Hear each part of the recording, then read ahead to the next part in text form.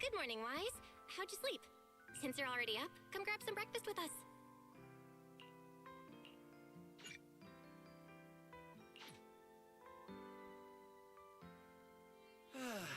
Having breakfast together with you guys every morning like this, I don't know, it just feels like it makes even my daily maintenance feel more like a special ritual, you know?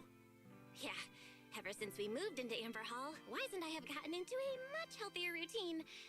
Hey, Wise, how come you got 2 fried eggs? Hand one over. I want another one too, with ketchup. Yeah. Wait, Cecilia, that's not ketchup! That's my maintenance oil! What's wrong, Cecilia? Those dark circles are pretty intense. Did you have a rough night? Yeah. It's all because of that thing Norma sent us, that alarm gadget thingy. I was all ready for it. No matter what time it went off in the middle of the night, I was gonna shickle you awake right away. Then we'd go catch the culprit red-handed. But it's been days, and that thing has not made a single peep. But I still couldn't let myself sleep too soundly. It was terrible last night. I counted tens of thousands of eggs and still didn't get a wink of sleep. Yeah, the mastermind stirred up so much trouble before. Why would they suddenly disappear these past few days? Wait, don't tell me our secret operation's already been compromised. I don't think so.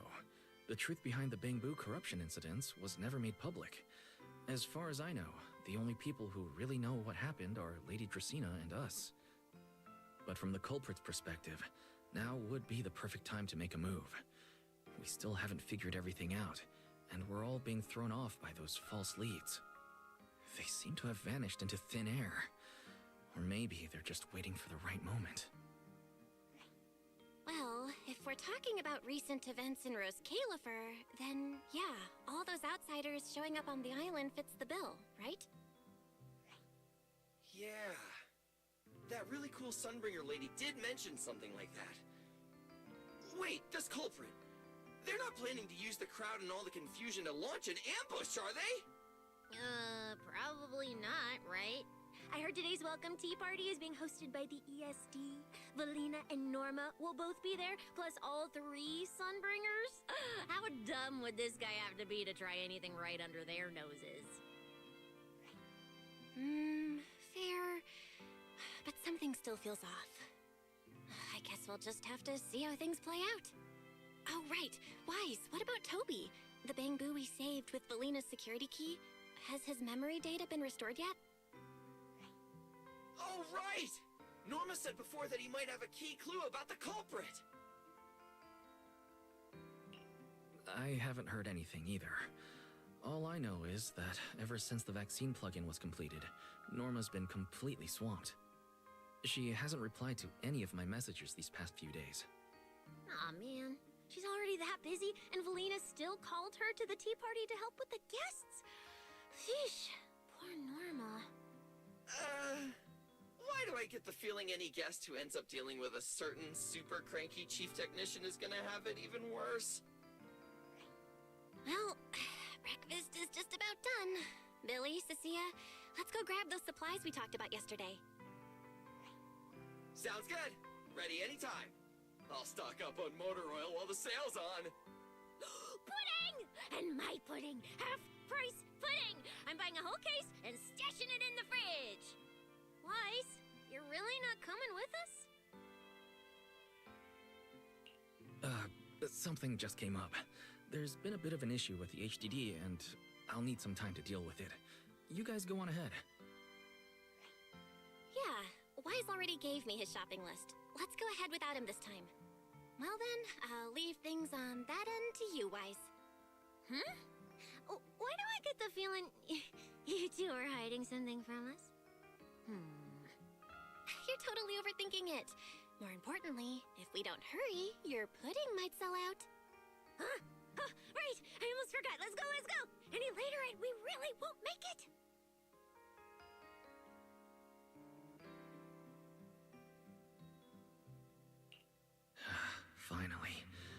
Amber Hall all to myself. It's almost time. That girl. She does have quite the knack for making things difficult. But it's broad daylight. How is she planning to get here? Don't tell me she's going to climb through the window in the middle of the day. Maybe I should wait upstairs. Huh? Someone's here? Who could it be? And of all the times...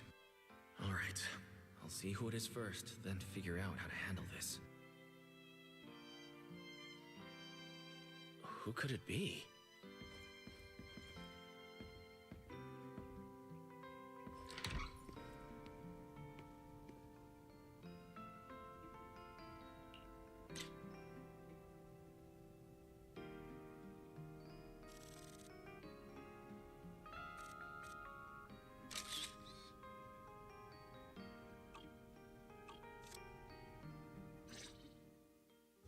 Hello! Your food delivery is here! Rawr! Food delivery? We weren't expecting any... Oh, wait. That voice. It's you? Oh my! You recognized my voice right away. And I could have sworn I sounded pretty convincing. Come on, don't just stand there in silence. Give me a hand. A hand? What do you need help with? So, the head is a little smaller on the inside than it looks, which means, Alright, I accidentally got stuck in it. Could you help me?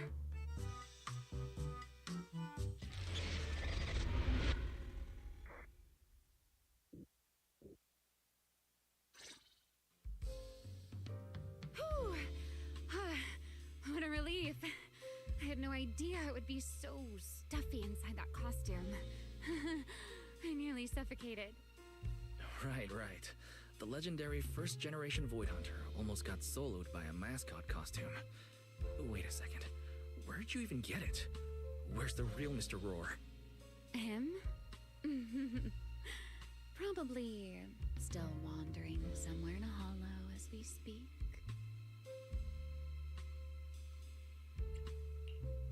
You must be joking, right? Of course I was joking. This isn't Mr. Roar's outfit. It's just the same design, that's all. See? Did you truly think I'd toss someone into a hollow? Oh, you really have that little faith in me? Personally, I'd say a certain someone brought this on herself. A certain someone who never says anything straight, only speaks in half-truths and riddles, then disappears halfway through.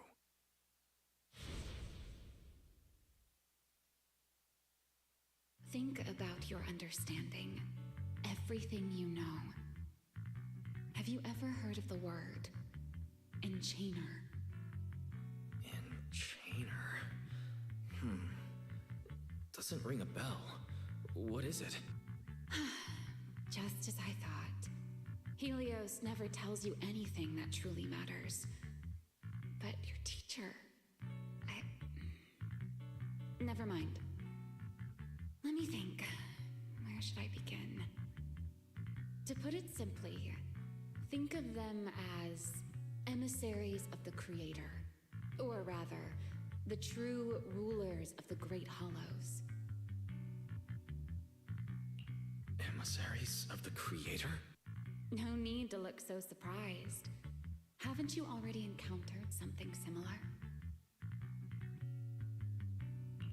You mean, from that time in Lemnian Hollow? The Creator's vessel? Bingo. You got it. Still, while it bore some resemblance to an enchainer, it still had quite a long way to go before it could truly become one. Of course, had you not stopped it back then and instead let it fully absorb the Qingming Sword's power, it likely would have fully evolved into the Enchainer of Lemnian Hollow. It would have gained full dominion over the laws within Lemnian Hollow, whether that's miasma or anything else. Just thinking about it, that would have been a tough battle. Enchainer's Chaining Sword. Hold on. How did we get this far off topic? Weren't we discussing Gerta Blulu? We are, aren't we? This is a topic related to Gerta Blulu. The Gerta Blulu as it stands now is less of an enchainer and more akin to... of all times. Never mind. Our little Q&A session ends here for tonight. 1 week from now, in the morning, I'll come find you again. Keep it a secret, won't you? Imagine if anyone found out that Mr. Transfer Student is actually a partner in crime to Miss Fugitive. Just thinking about the trouble that would cause gives me a headache. Huh? Wait, Remiel, don't go. At least finish what you were saying. I never took you for the type to keep score. It's already been a whole week. I'll admit, I can hold a grudge. You made me wait a whole week, leaving me with a half-finished riddle. Care to finally explain, Miss Fugitive? No, don't be such a sourpuss, little grudge holder. Keep digging into every little thing, and people might start thinking you're terribly controlling, you know. Let's return to the topic we left unfinished that night. What exactly are Gerta Blulu and Bashmu? The answer is quite simple. They're both enchainer larvae. Beings with the potential to become enchainers, but have yet to do so. Enchainer larva? Correct. Similar things appeared in my time as well, but no one ever learned where they truly came from. And now, that thing you encountered in Lemnian Hollow, perhaps someone has finally found a way to create or control an enchainer larva. Who can say? As for the key to whether the larva can become an enchainer, I imagine you have already guessed the answer. Could it be a Void Hunter weapon? Uh-huh. You're half right. Half right? What do you mean? What else could it be besides a Void Hunter weapon? Now that's a whole new question, Mr. Rule Breaker. It's my turn to ask one. That ability you tapped into when you faced Gerta Blulu, the one that lets you interfere with singularity leakage. How has that been progressing? Can you use it reliably now? Sorry, I haven't been able to do anything like that since then. Honestly, I'm not entirely sure how I managed it in the first place. I had intended to ask Lady Dracaena about it, but she hasn't shown up for the last few treatment sessions. I never got another chance. That's tricky. And here I was thinking... Thinking what exactly? that you might help me find Gerta Blulu. I'm looking for it too, you see. Will you help me out? She's looking for Gerta Blulu too? Why? No, wait. Before that, why did she come to Rose Califer in the first place? If you have a question, just ask. It's written all over your face. Okay. Airspace Patrol has been conducting a full-scale search for Gerta Blulu and Bashmu, yet they've turned up nothing. And you, the wanted fugitive who attempted to assassinate Lady Sunbringer, are also one of their targets. Is this you trying to draw a line between us? No, I was just wondering if those two things... Belle, wife, are you in? Huh? Was that Valina? What's she doing here? Oh no. Remiel, quickly! Please pardon me. It's about something urgent, so I let myself in. Hi! Good no, sorry. Good morning, Valina. Good morning. Are you having breakfast with Mr. Roar? Huh? Mr. Roar? Oh, right. Mr. Roar and I are, No, Lady Valina. I only stopped by to confirm this lovely, handsome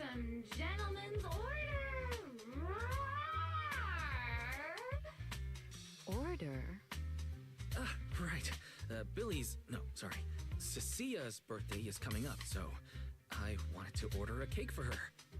But this absent-minded gentleman forgot to choose a flavor. That's why I'm here to confirm it with him. Rawr. Looks like you two have serious business to handle, so I won't keep you any longer, Rawr. As for the flavor, sir, give it a little more thought. I'll stop by again tomorrow morning to confirm your choice. Rawr! Mr. Roar seems somewhat different from usual today. Maybe a little. By the way, what brings you here today? Yes, I do have a rather audacious request. Wise, I would like you to accompany me to today's tea party. You'd like me to accompany you to a tea party? Yes, you must have heard already. Guests from New Eridu will be arriving today. I have reserved Cup a Moment and prepared a welcome tea party for everyone. Originally, Norma was supposed to attend as the technical expert, but Toby's memory restoration has reached a critical stage, and she simply can't step away right now. So, if I'm understanding correctly, you'd like me to attend in Norma's place? Not quite like that. Wise, I would like you and Belle to attend with me as the collaborators recommended by Mayor Mayflower.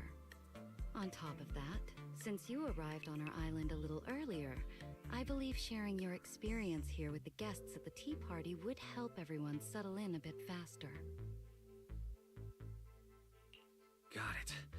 Belle went shopping with Billy and Cecilia earlier, but I can go with you. Thank you for understanding, Wise. Let's go. There'll be quite a few important guests at the tea party, right? There's no need to be nervous. Lady Linvern, thank you for inviting us. Eldrada was the one.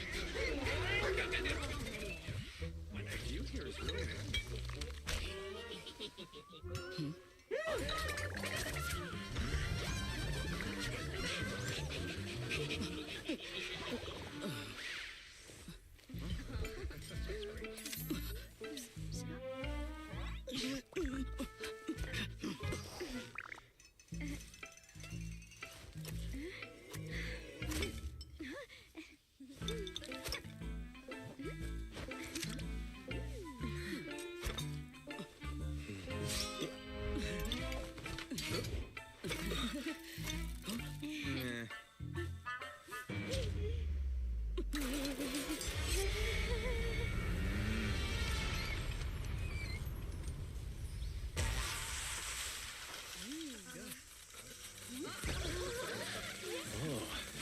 Lively.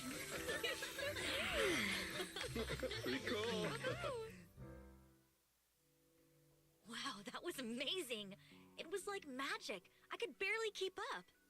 To go to such lengths as to curate this exquisite opening, you truly have gone above and beyond. With the immense weight Rose Califer carries, I had to admit I had imagined it would be a more solemn place. Relax, Mr. Owen.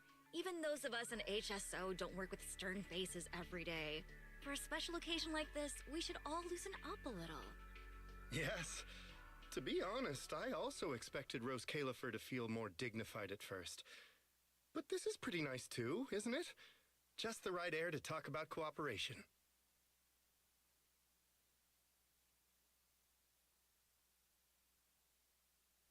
Oh, thank goodness we were spared any major complications.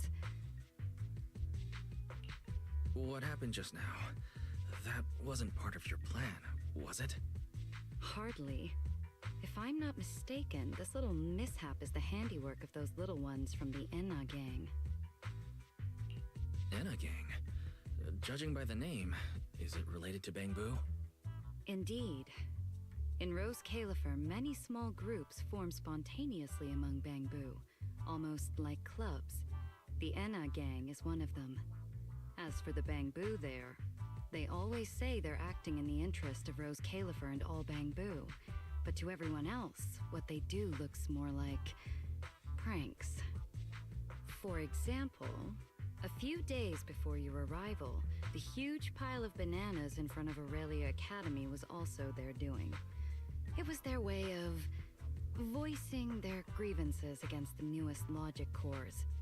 I heard they originally planned to lay out banana peels, but Bangbu do not eat bananas, and they did not want to waste food, so they simply stacked the bananas instead. As it turned out, the students thought they were a special courtesy arranged by the ESD, and they were quite delighted for a while.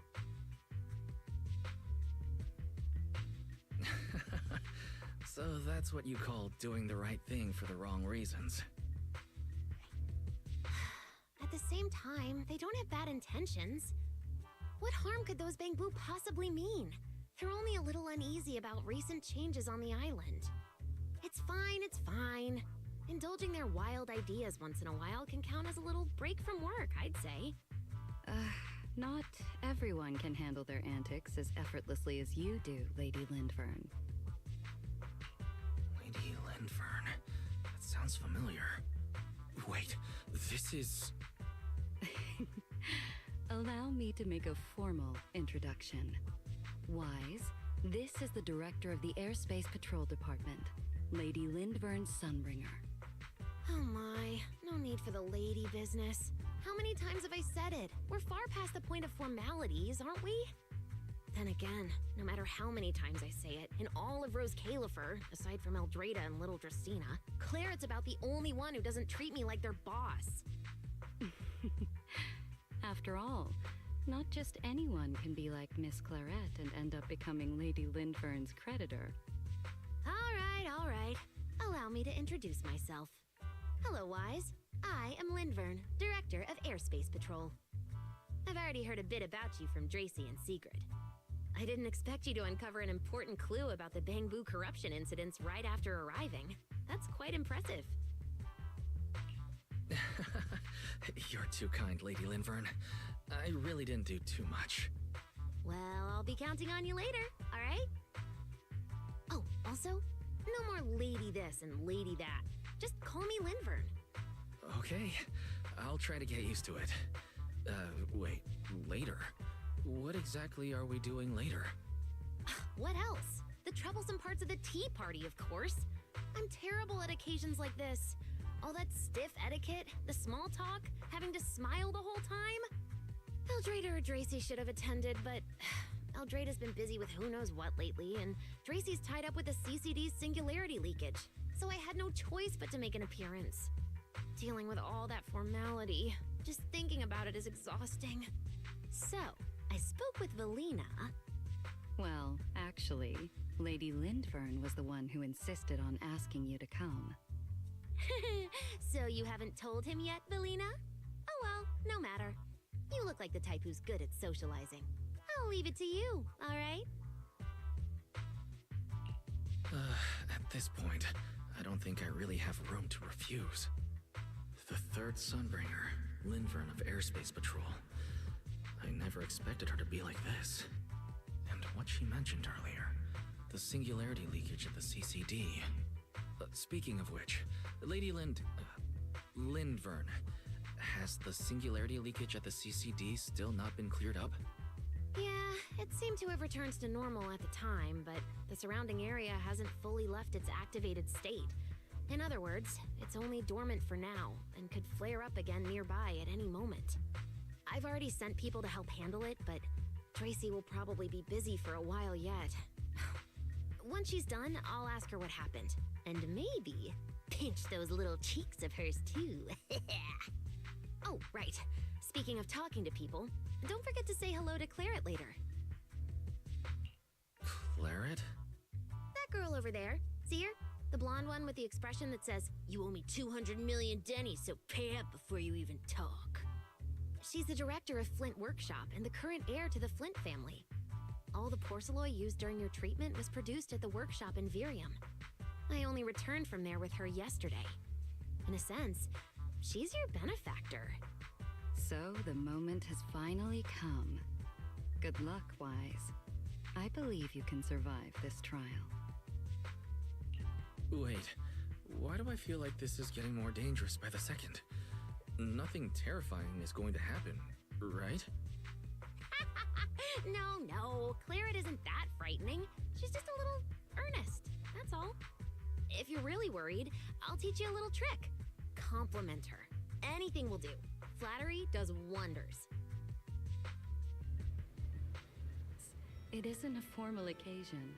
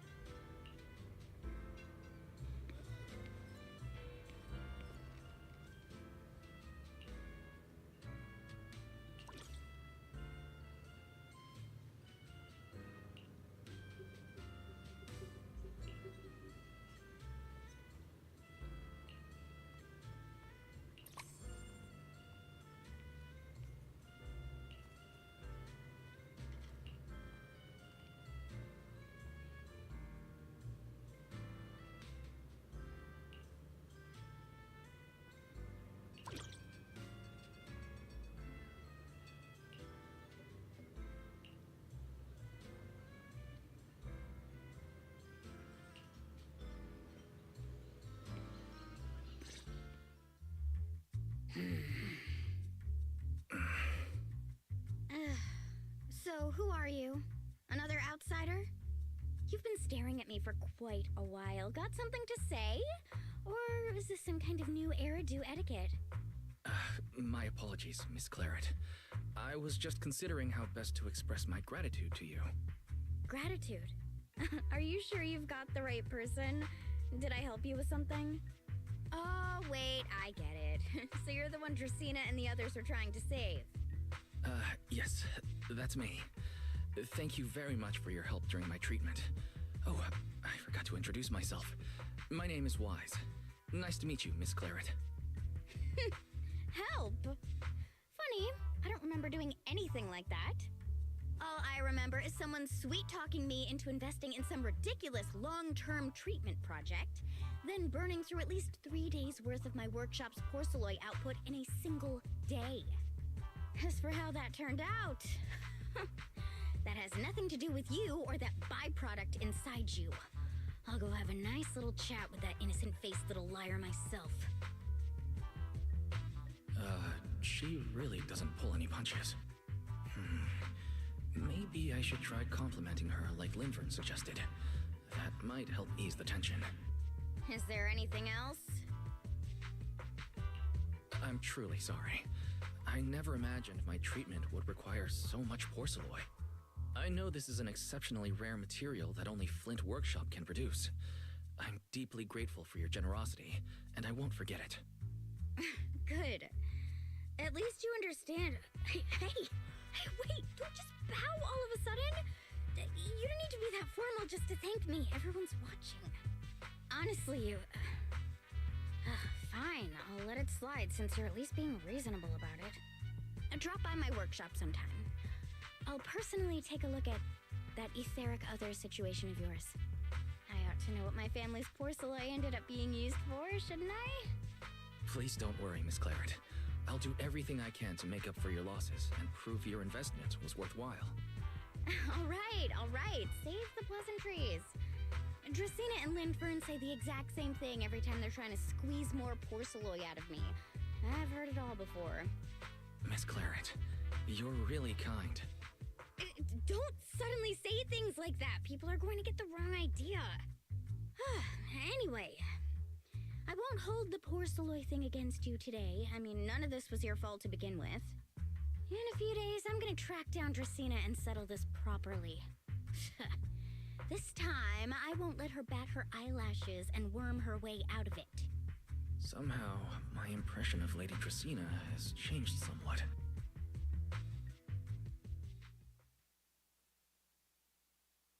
Valina, Sigrid, what's wrong? What happened? No need to be so tense, Wise. It's just a small matter.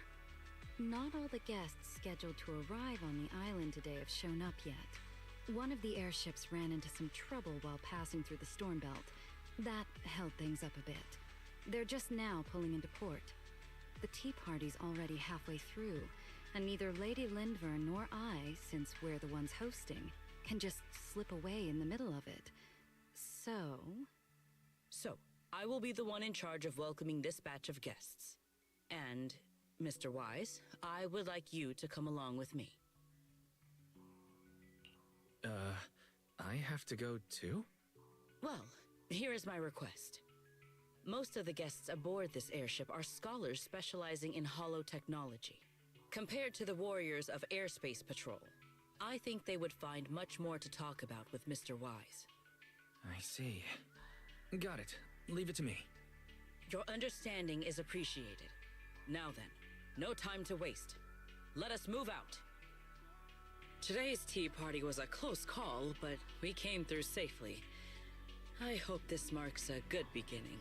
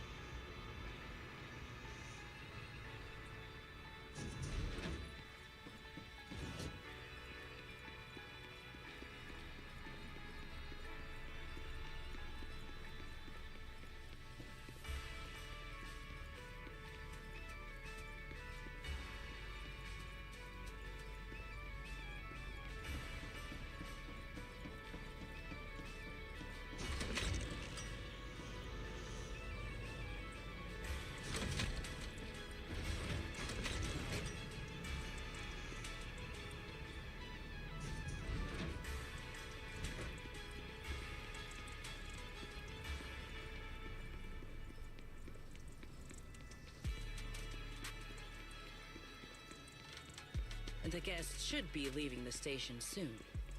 Let us wait here for a moment. The last time I was here was just after we first arrived on the island.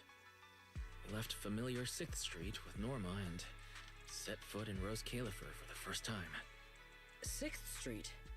I believe I have heard of it. Is that where you reside in New Eridu, Mr. Wise? Yes. Belle and I run a video store there called Random Play. We live there as well. A video store? Come to think of it, the temporary stall in front of Amber Hall is... Ah, I see. That explains it. If you're interested, Sigrid, you could get a membership for our shop. It offers decent discounts, makes renting tapes much easier, and works at the stall too. I shall give your suggestion due consideration, Mr. Wise. Ah, the guests have arrived. Mr. Wise, let us greet them.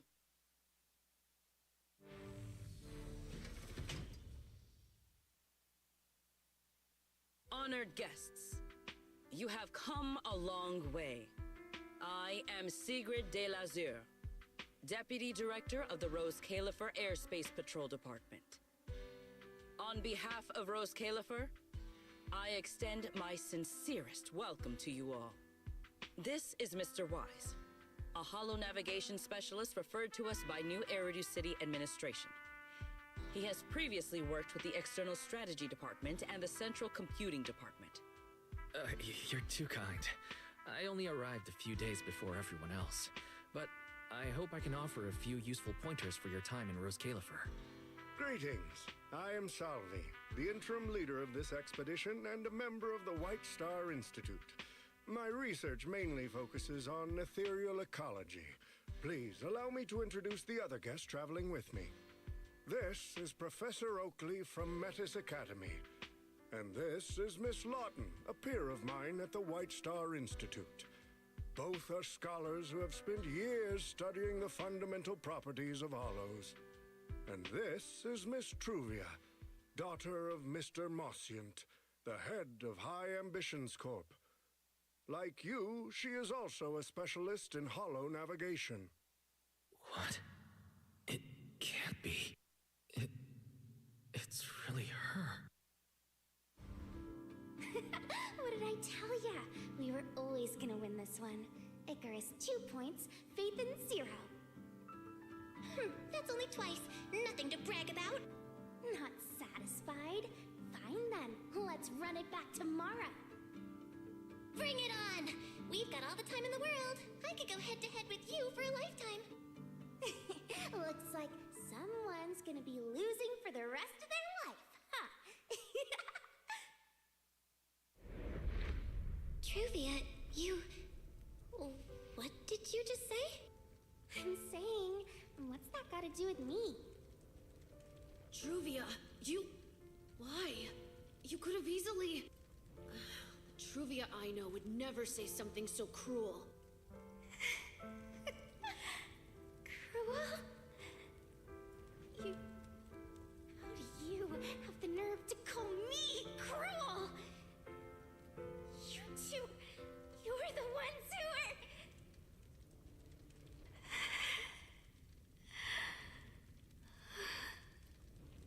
Forget it. Let's just say goodbye here, Phaethon.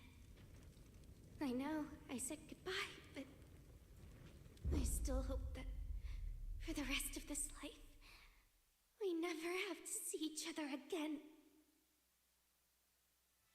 That really is Truvia. Why? Why is she here? In Rose Califer? Did she already know Bill and I are here? No, she probably didn't. Right. They just introduced her as the heir of the head of High Ambitions Corp. Should I pretend I don't know her? Or, no, she seems to have noticed me too. Should I go say hi? No, never mind. When it comes down to it. Wise, Mr. Wise. Yes? Yes. Mr. Wise, Mr. Salvi just mentioned that since both you and Miss Truvia here are experts in holo navigation, you should have quite a few topics in common. Well, I'm not really an expert or anything. When it comes to specialized knowledge and technical skills, you'd really want to consult Miss Truvia for that. You give me too much credit. Our group primarily researches civilian equipment and technology. I wouldn't call myself a specialist. Why are two talented young folks like you being so modest? All right. Doesn't Mr. Wise also have a younger sister? That's right. and it seems I recognize you correctly. To be honest, you and your siblings' names have come up several times in our Institute's recent research logs.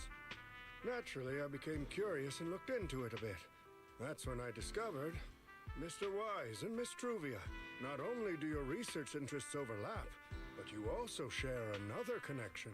You both studied at Helios Academy, and around the same time, no less. That's correct, Professor Salvi. Wise and I were both students at Helios Academy once. It's just, after the fall of the old capital, we never saw each other again. Oh my, so it truly is as I suspected. Once we reach the tea party, I'm sure you two former classmates will have plenty to catch up on. Unlike an old man such as myself, at my age, there are hardly any classmates left to reunite with. I suppose you're right. Professor Salvi certainly knows how to put people on the spot. I need to think of something.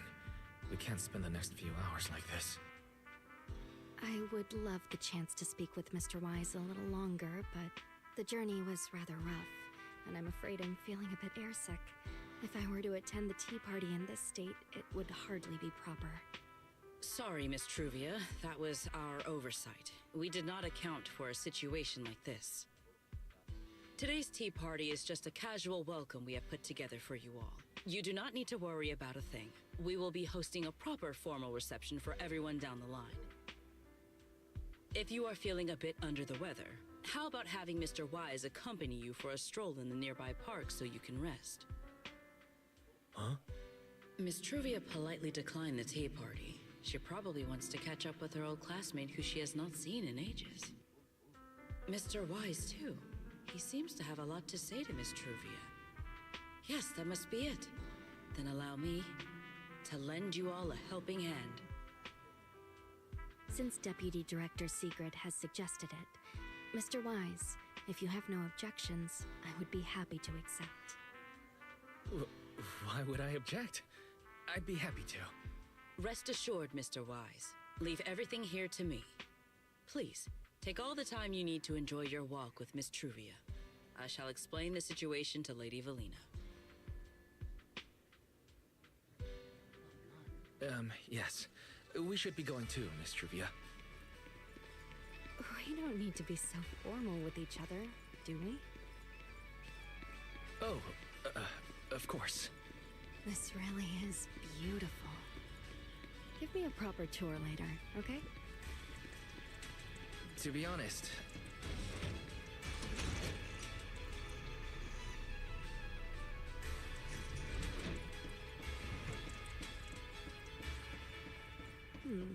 that silver tree. It's not made of porcelain, is it? The nameplate really does say porcelain. I heard Rose Califer was the homeland of porcelain, but I never imagined they'd use it for public decoration.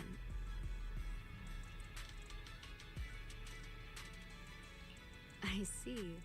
Wise, you keep saying you aren't that familiar with this place, but you always seem to have an answer for all my questions. I've heard the porcelain veins in Buastrum are also essential to the computation of Rosetta data. How much do you know about the connection between the two? Really? Or could it be that this touches on Rose Califer's secrets you can't exactly share with someone from Tops like me? Next time, huh? I'm sorry, Truvia. It's all right, Wise. Come on, let's see what's up ahead. There's so many people over there. Yeah, there's a fountain over there. The Bangbu use it for events from time to time. It's so cool here, and the breeze is nice. Thank you. I'm feeling much better now. This flight was way longer than expected, and I ran out of motion sickness medicine halfway through. It's much better than it was back then. Otherwise, Father never would have allowed me to come to Rose Califer.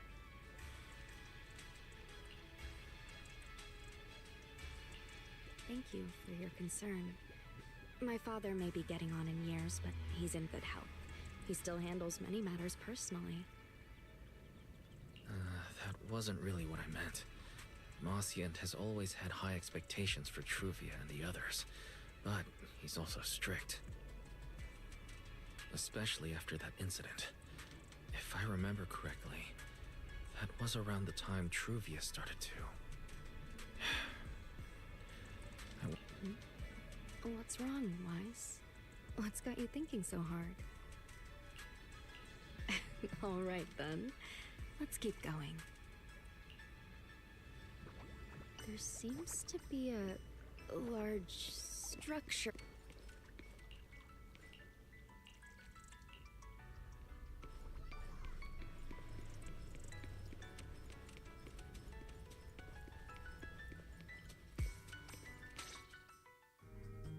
Oh, it really is a chessboard. I feel like it's been ages since I last played a game of chess. Same here. I still remember. Back then, Belle and I were both really into chess. Whenever exams weren't looming over us, we'd always be going head-to-head on the board. She and I were both pretty clueless back then. She was always setting you off, and I just stood there watching most of the time, rarely stepping in to stop her. It's okay, Wise. It's all in the past now. How have you been after all these years? Oh, and what about Belle? Is she doing all right? We're both doing fine. Belle, she's still the same as ever. Gets hyped about something for like 3 minutes, then she's over it. She can't sit still for the life of her. A few years back, we opened a video store called Random Play on 6th Street in Janus Quarter. Business has been, well, decent enough, I guess.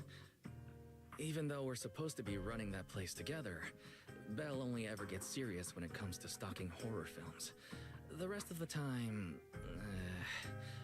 she also struggles to get the books balanced. If you've got time later, Truvia, feel free to swing by. I'll let Belle know to set you up with our highest tier membership card. No expiration, and permanently free. Well then, let me thank you two managers in advance. What about you, Truvia? All these years, have you been doing well? I guess I'm doing all right. Over the years, with my father's assistance, I've continued my research on holo communication and navigation. Back in the day, as one of the primary investors behind Helios Academy, High Ambitions actually retained a small portion of the related research materials. My father plans to adapt the technology for commercial civilian use. Fortunately, that's something I can help with. What Truvia means is a High Ambitions Corp. They've been conducting research related to the HDD this whole time? Does she go in and out of hollows as much as I do? If so, what's the condition of her ocular implants? Mossiant. High Ambitions Corp. Do they even know that Helios never resolved the hidden dangers behind this power? No. I need to make things clear with Truvia. Even if it means... Truvia, are you... Truvia, are you still using the ocular implants Helios Academy put in us? As fellow holo navigation specialists, I think we both already know the answer to that question, don't we? Of course, I'm not trying to point fingers, and I have no intention of judging the choices you've made. But for me, I don't want this power to go to waste, and I don't want the memories tied to it to be forgotten along with it. Truvia, you got it wrong. That's not what I meant. That incident back then, Helios Academy never fully resolved it. And not long ago, my ocular implants started acting up again. Enough. Let's not talk about this anymore. I want to hold on to those memories, but that doesn't mean I want you dragging me back to that day. I don't want today, this day of our reunion, to become the continuation of that day. Sorry. It's okay. That's all in the past now. Didn't you say it yourself? We were just kids back then. We didn't know any better. And childhood, it's nothing more than the briefest chapter in our long, drawn-out lives. Compared to the present and the future, it's insignificant, and not really worth you and me bringing up over and over again.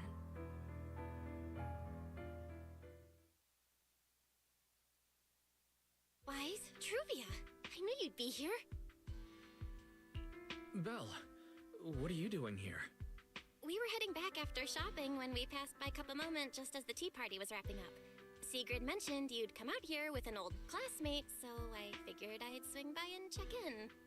I never would have guessed it'd be Truvia. That was cold, Belle. When your brother saw me, he was a lot more excited. I'd love to stick around and chat longer, but I'd rather not put myself through trying to keep up with you two chatterboxes at the same time. Now that the tea party's over, I should head back to the place the ESD arranged for us before my companions start worrying. Wise, Belle, I'm really glad we got to see each other again here in Rose Califer. Maybe next time, if we get the chance, we can sit down and catch up properly. No need to walk me back. I've checked the map, so I should be able to find my way. Besides, I'd like some time to myself. I'll see you around.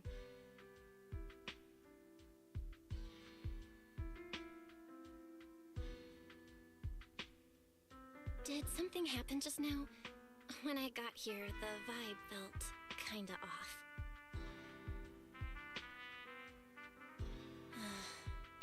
I didn't expect things to turn out like this. Sorry, Belle. I got ahead of myself. I should have thought it through before bringing up the ocular implants with her.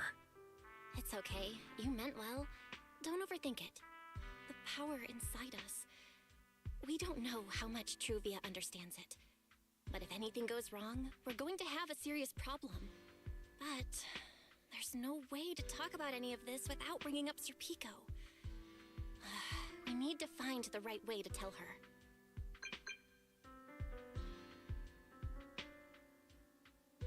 Oh, it's a message from Norma. Toby's made some progress. She said all of Toby's memory data has been fully restored. And there's something important she wants to show us. She's telling us to get to the academy ASAP. All right, let's head over there now. Something important. Could it be a clue to the real culprit? We should hurry and find Norma.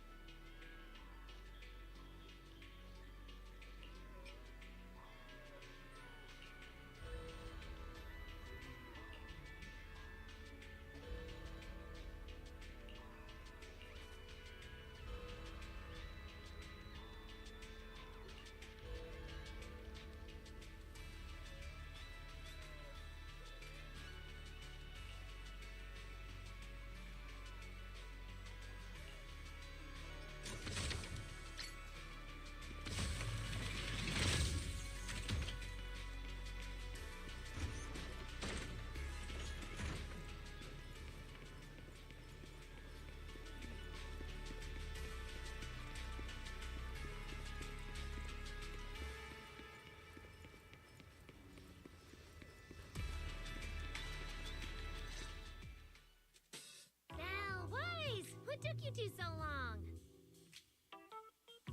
Norma, did you find anything in Toby's memories? Any clues about the culprit? What exactly did they do to those Bangbu? Wow, slow down! Your expectations are way too high. Now you're making me nervous. Anyway, just like I said in the message I sent you, Toby's memory restoration work is done. Some of the data's been totally wrecked by corruption, but no biggie. I still managed to dig up someone who looks like a prime suspect. I've already seen it plenty of times. Here, take a look for yourselves. So you actually woke up, huh?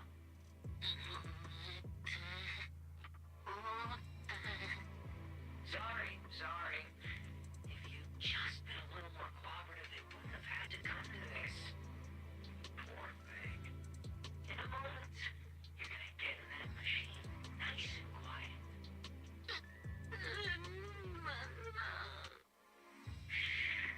Don't be scared. Soon you won't remember a thing. You've been entrusted with a very important mission. Don't forget that. This guy, who is he? Based on what he said, he's gotta be the culprit. Exactly. That's what I think too. Unfortunately, though, Toby had already completely lost the ability to move by that point. He never got a look at the culprit's face. Even though we've confirmed there's a culprit, we don't have a lot of clues beyond that.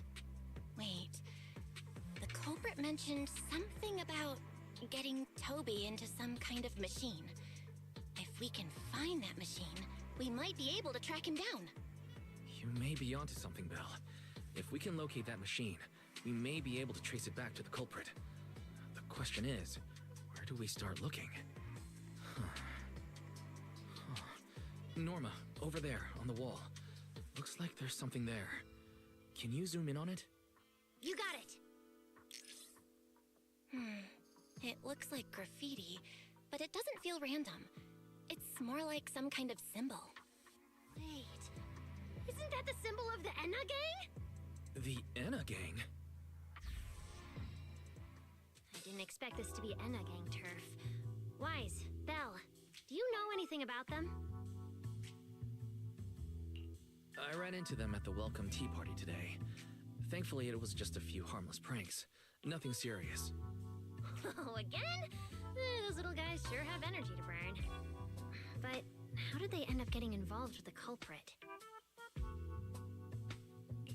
It's also possible that the culprit just happened to be on Enna gang turf. I've heard the Enna gang is an organization that really cares about Bangbu rights. They shouldn't be colluding with humans who intend to harm Bangbu. Looks like the only way to find out is to check out the Enna gang's turf ourselves. Norma, do you know where we should start looking? I don't know the exact location. I just heard they sometimes meet up near the Clink Market on Gear Street to swap bottle caps they scavenged. Clink Market? Bottle caps? The Bangbu have their own little market, right on Gear Street. Oh, right, they've been doing road work around there for a while. Probably haven't been there yet, huh? Gear Street is where the Bangbu hang out. It's packed with facilities catering specifically to them, and Bangbu love settling down there. Some people even call it Bangbu Street. Same place, different names. As for bottle caps, I don't know if you've noticed, the Bangbu in Rose Califer are absolutely obsessed with collecting all kinds of bottle caps. They've basically become hard currency at this point. More useful than Denny's, even. So basically, if we want to go collect intelligence from the Bangbu, we'll need to have some bottle caps ready. Oh, I just got an idea!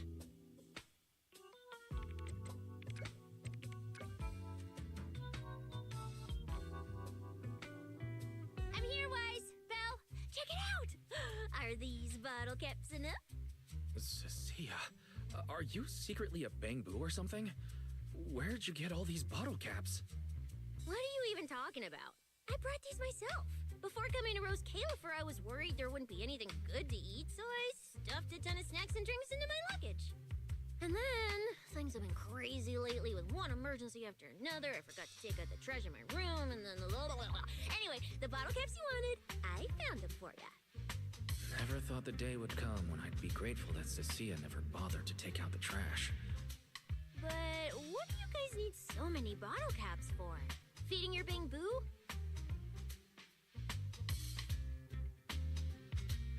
Oh, I see. Then what are we waiting for? Let's get moving!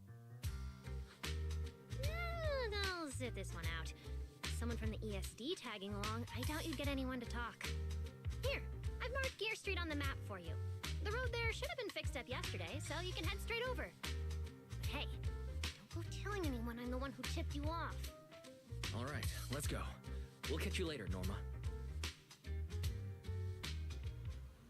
It seems Clink Market is located on Gear Street. I have planned a route for you, Master.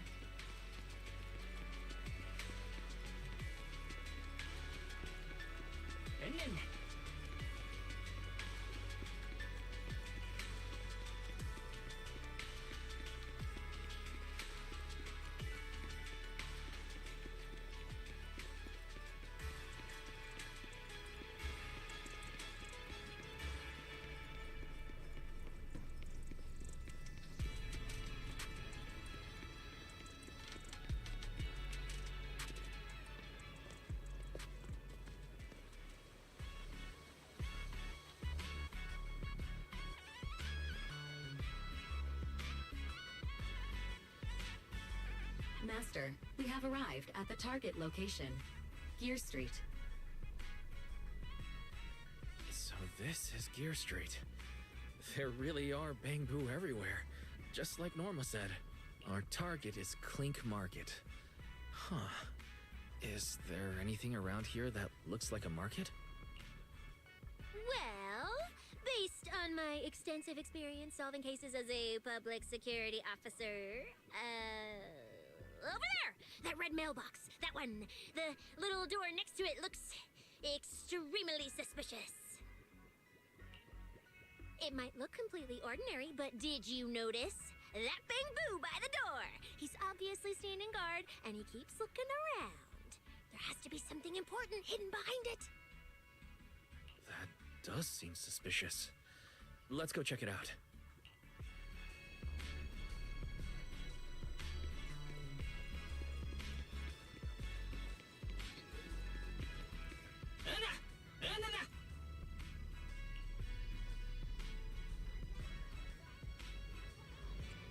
I want to visit Clink Market and pick up something for my Bang Boo back home.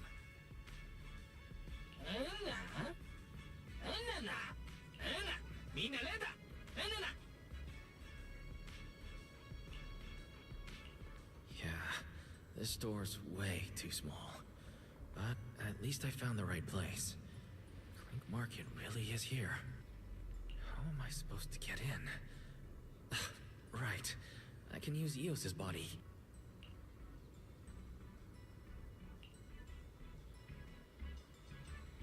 Alright, everything should be set.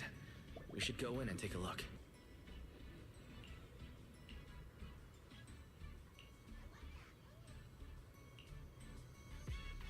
Would you look at that? There really is a whole other world behind this door. Now, who around here might know about the Enna gang?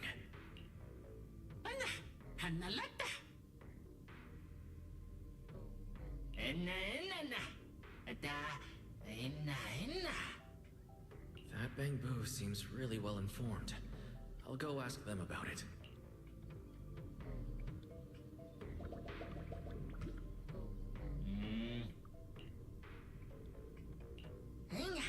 What the? No response. What's going on? Wait.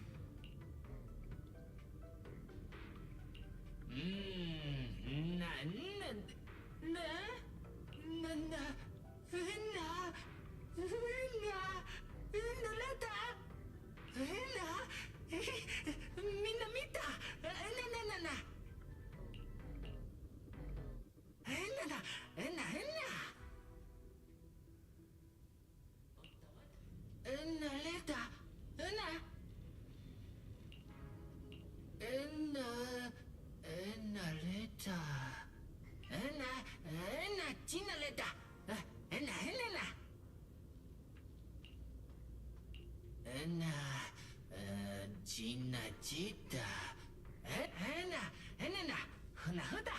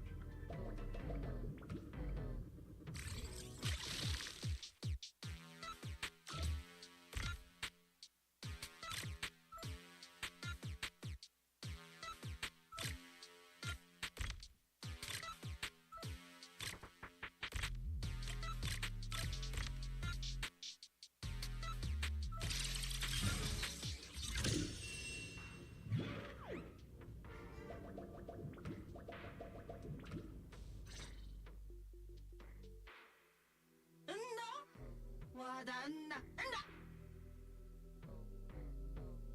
Henya, wadanna. Nana, wadanna. Na? Na. Ita. Henya, wadanna. Na wadata. Na.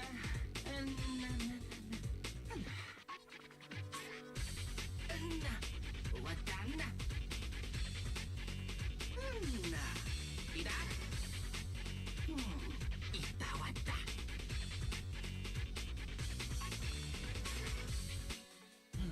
Yana.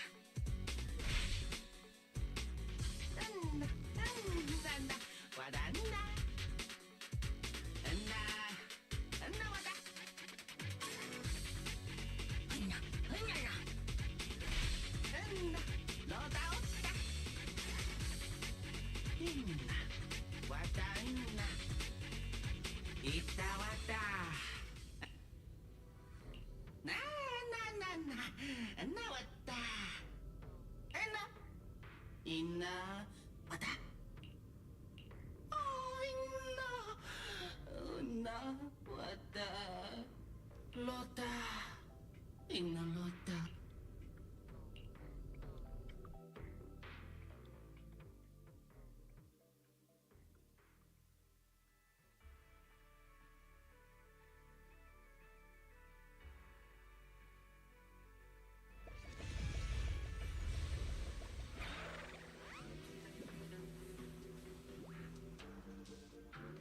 Whoa. I never expected such a huge space beneath Buastrum. So this is the Retroflux Zone. From the structure and the name, this has to be Buastrum's water circulation system. According to the guard, if we keep going a little further, we should see an elevator that goes down to the Enegang's hideout. Alright, let's go. Master, I suggest taking the elevator ahead to reach your destination.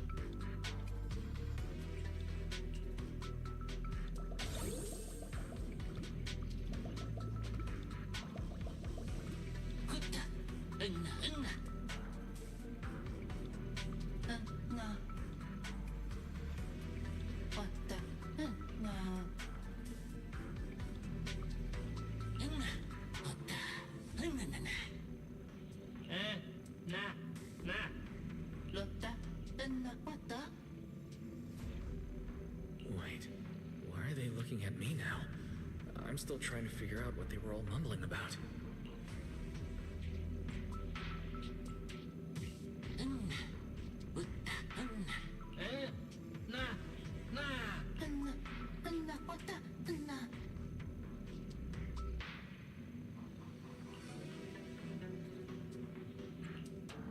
The elevator's broken.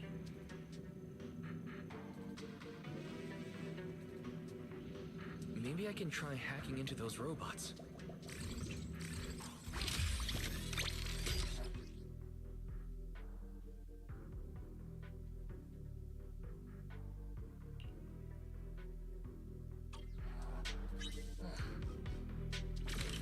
Worked. Just as I thought. Let's take the side path and see where it leads. I don't see a switch for the drawbridge. Maybe I can try ramming it.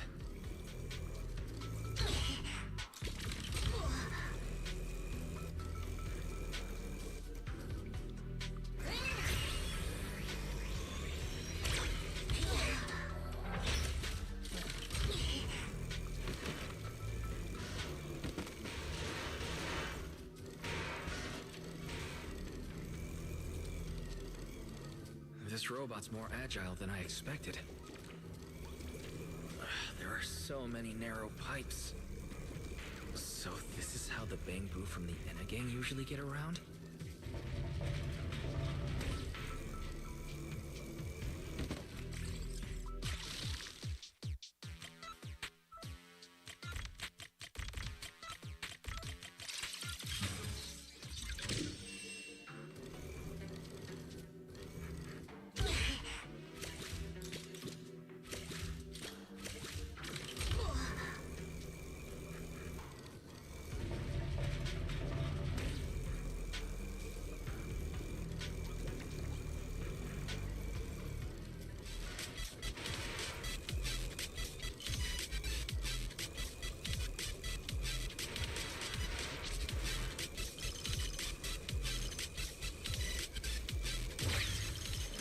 Supposed to go down like this? It's faster than I expected.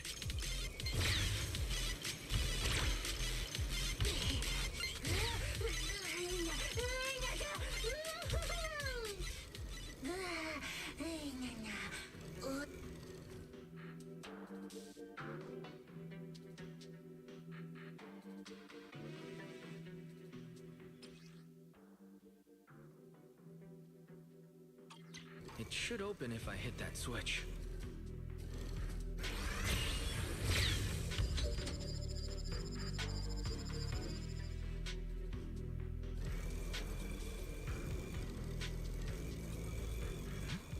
I can hear something nearby.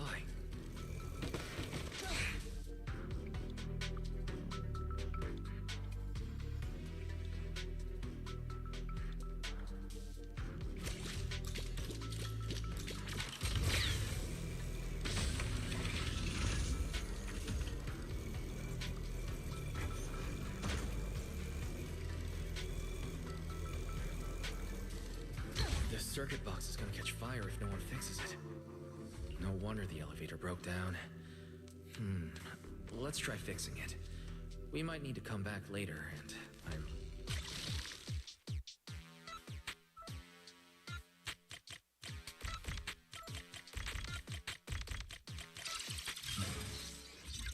okay, that should...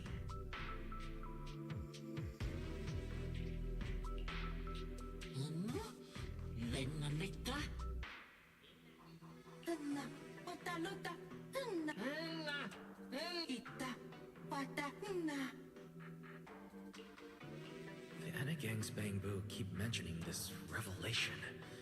It's been bothering me for a while. What a new Eridu is it? Could it be a clue about the culprit? Or maybe...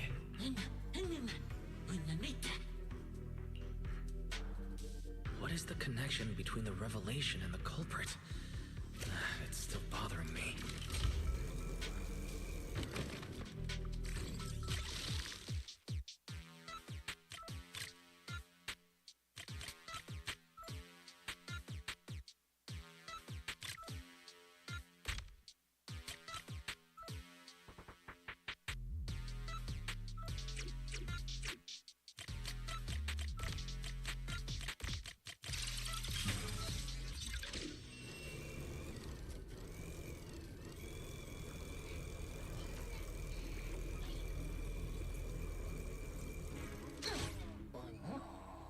no. Enna, nitta chitta. Enna wata. Enna.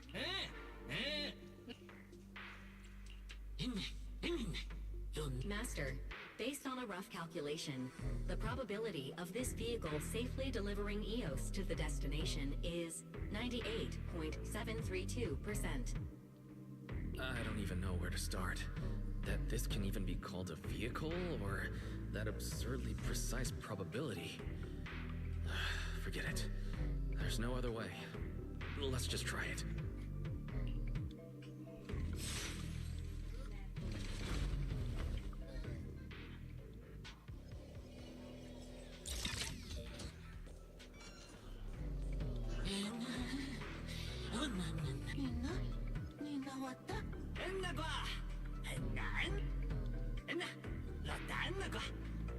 Griff. So he's the boss of the Anna gang. Maybe he knows something about the culprit. Come to think of it, this place really does resemble what we saw in Toby's memories. Also, something's really strange. Almost all the Bangbu here seem to be Databoo.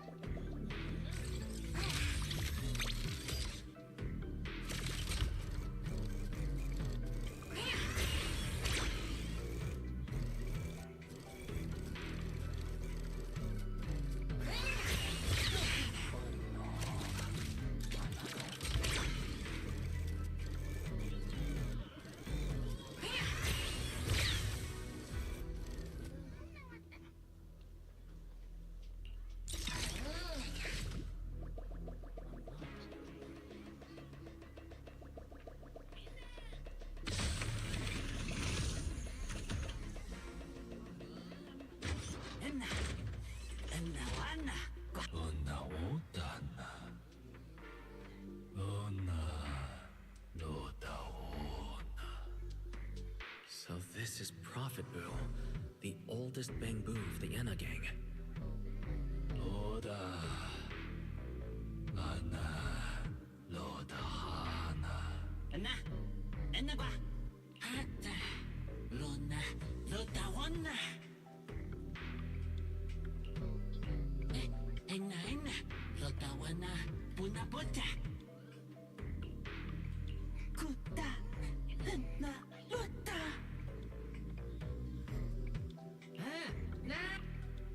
Enna.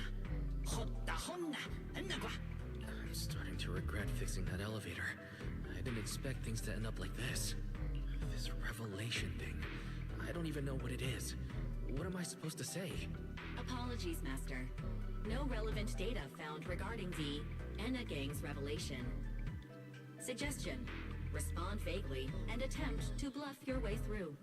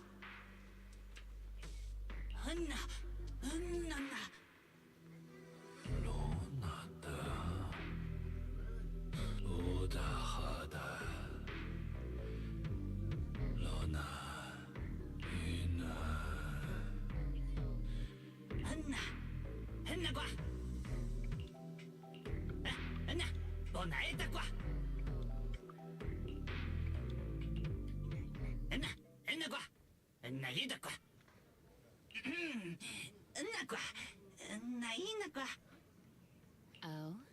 Is that so? Then come on in.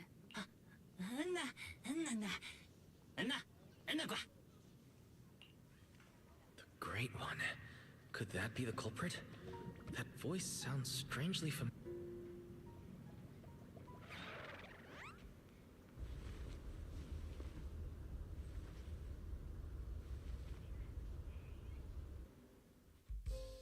Remiel? What are you doing here? Oh yeah, he's up to no good. He is the partner in crime of a fugitive like me, after all. Answer me, Remiel. Why are you here? And what are you doing with the Enna Gang? Oh my, that is a curious question. Barging into someone else's home uninvited, then starting with, "Why are you here?" How terribly rude. Oh, wait. I suppose I did something similar myself not long ago. Never mind. Not important. Yes? Haven't I mentioned before? This is the proxy from the External Strategy Department.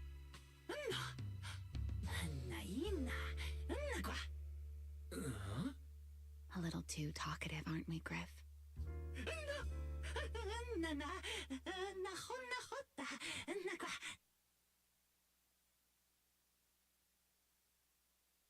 Well then, it's just the two of us now, my charming little Bang-Boo. I must say, I didn't expect you to have such a practical, yet rather adorable, little skill. You haven't used this, little trick for anything mischievous, have you? I feel like you're imagining something really weird. Wait, how did you manage to get me off track again? If I remember correctly, in our Q&A game, it's my turn to ask the questions. Sure. What would you like to know this time? Why are you on the Enna Gang's turf? And why do all the Bang-Boo here seem to respect you so much? My, you really should listen when people are talking, Mr. Impatient. Didn't I already tell you? This is my home. What's strange about finding me in my own home? So, you're the real leader of the Enna Gang? What are you talking about? The leader of the Enna Gang is Griff, the one who brought you in just now. Me? I'm only a poor soul they took in recently, that's all. But don't the Enna Gang's Bang-Boo hate humans? Why would they... Because the Bang-Boo they call Prophet Boo saw me once, long ago. It must have been over 100 years ago. never imagined a Bangbu could live that long. In his eyes, I'm still the Void Hunter, and a friend of their mother, Lady Sunbringer, the person they hold most dear. But that makes even less sense. Weren't you wanted because you tried to assassinate Lady Sunbringer and failed? In which case, shouldn't the Enna Gang's Bangbu hate you even more? Oh, that part's simple. Because, as far as the Enna Gang understands it, the 3 Sunbringers now governing Rose Califer, they're all imposters. What did you say? The 3 Lady Sunbringers we have now, even if they're not exactly as they once were, they're still Sunbringers, aren't they? Who knows? At the very least, the Enna Gang Bangbu don't see it that way. They believe only in the revelation they saw. And to them, it's proof that the true Lady Sunbringer is calling out for help. The revelation they saw. What exactly was it? How should I know? I'm not a Bangbu. But I've heard this so-called revelation is a vision that occasionally appears to Databoo while they're processing Rosetta data. The true Lady Sunbringer, imprisoned in endless darkness. Huh? Wait, the real Lady Sunbringer is imprisoned? By whom? No, that doesn't make sense. I can't imagine anyone being capable of something like that. Sorry, I've got no idea either. All right, Mr. Curious. I've answered quite a few of your questions already. Is it my turn now? What do you want to ask? No need to be so nervous. Aren't we close enough to tell each other anything by now? My question is the same as yours. Why are you here, my dear Proxy? Remember Toby? The Bangbu we rescued from Gerta Blulu. We managed to restore some of Toby's memories. He was kidnapped, and the place where it happened had Enna Gang graffiti. I see.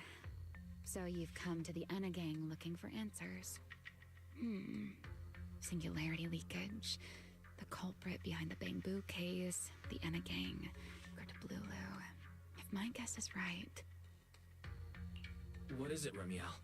No, it's nothing. Just a passing thought. Speaking of which... how about I do you a little favor, Mr. Detective? I can step in as Lady Remiel of the Enna Gang, put in a good word for you, and have the Enna Gang Bangbu assist you in locating this, crime scene. Really? That would be a huge help. Thank you. Wait. This doesn't come with some extra condition, does it? No. Knowing you, of course it does. Out with it. What are you scheming this time? Oh my, Mr. Detective. Isn't that a little much? I told you my condition ages ago. Help me investigate Gerta Blulu. And, if I'm not mistaken, Gerta Blulu and the culprit you're after may end up being connected.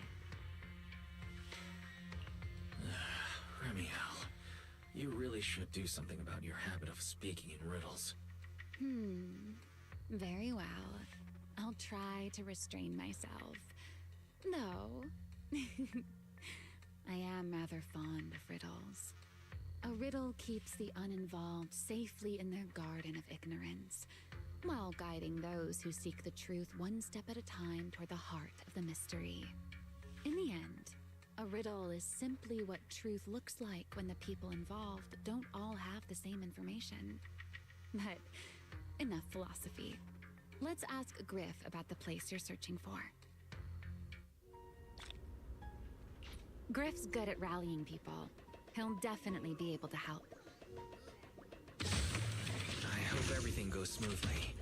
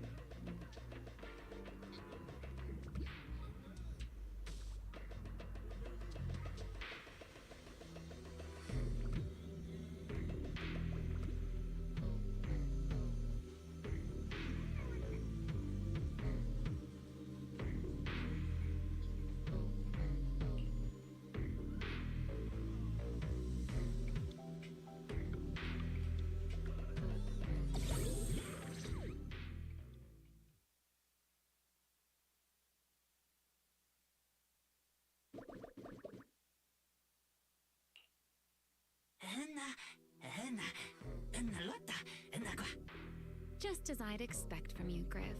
Quick and efficient.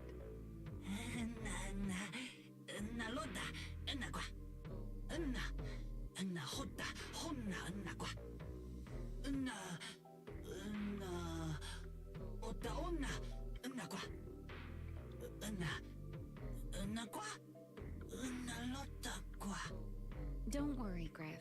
I'll go with him. Huh? You're coming with me, Remiel? Wasn't that our agreement? I help you follow the culprit's trail, and you help me investigate Gerda Blulu. What? Have you forgotten already, my dear partner in crime? I can't shake the feeling that you just maneuvered me into this again. This is one of those moments when overthinking won't do you any favors, Mr. Detective. Besides, rather than concern yourself with such trivial details, my adorable little Bang-Boo, before we officially set out, could you change back into your proxy form for me? Those short little arms and legs won't be much help after all.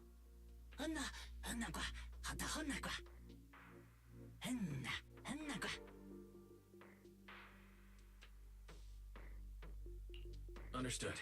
I'll head there now.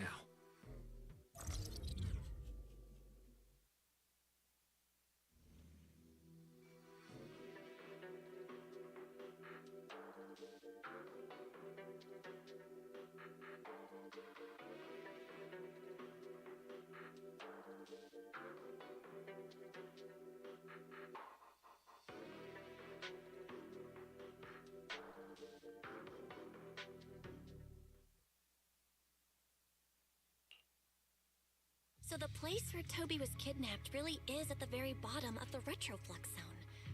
But I still feel like Remiel's keeping something from us. Just like she said in her little Q&A game. You're not allowed to lie, but that doesn't mean you have to tell everything. And we still have no idea why she tried to assassinate Lady Sunbringer in the first place. Or what she's actually after. Yeah. I considered asking her directly why she tried to assassinate Lady Sunbringer while we were in the Retroflux zone, but I doubt I'd get a straightforward answer. As for her objective, that's much clearer.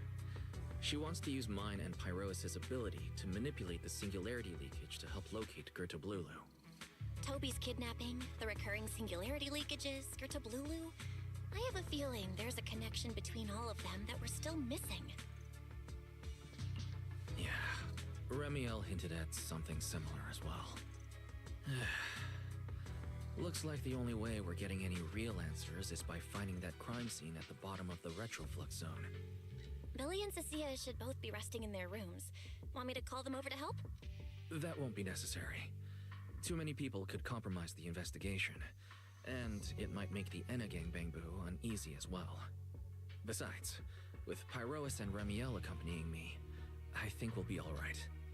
Okay, stay alert. Fairy and I will support you remotely. Target located. Optimal route planned. Alright, we should get going.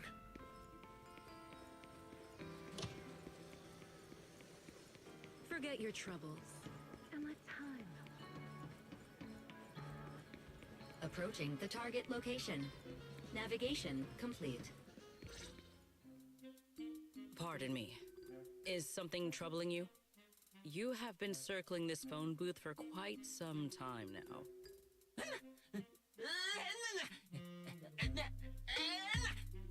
Huh? But it is behind you. Secret? I wasn't expecting to see you here. What's going on? Greetings, Mr. Wise. While on patrol, I came across this Bang-Boo citizen. He appeared to be in some distress, so I stopped to inquire about his situation.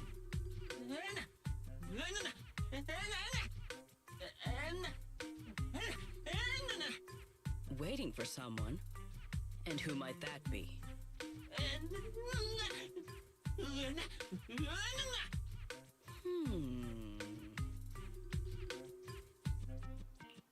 This Bang-Boo. Is he the one Griff mentioned that's guarding the phone booth? He's way too nervous. Sigurd's starting to get suspicious. I need to come up with something before he gives himself away. Sigrid, actually. The person he's waiting for is... I see. Citizen, the one you await is Mr. Gaboo. Is that right? Mr. Gaboo? Whomst? I do not know. But we must stay here. We must wait for Mr. Gaboo. Perhaps today. Perhaps tomorrow. But one day, we shall wait no longer. For Mr. Gaboo will finally arrive. Oh, it's a line from the famous play, Awaiting Gaboo. Did I get that right, Mr. Actor?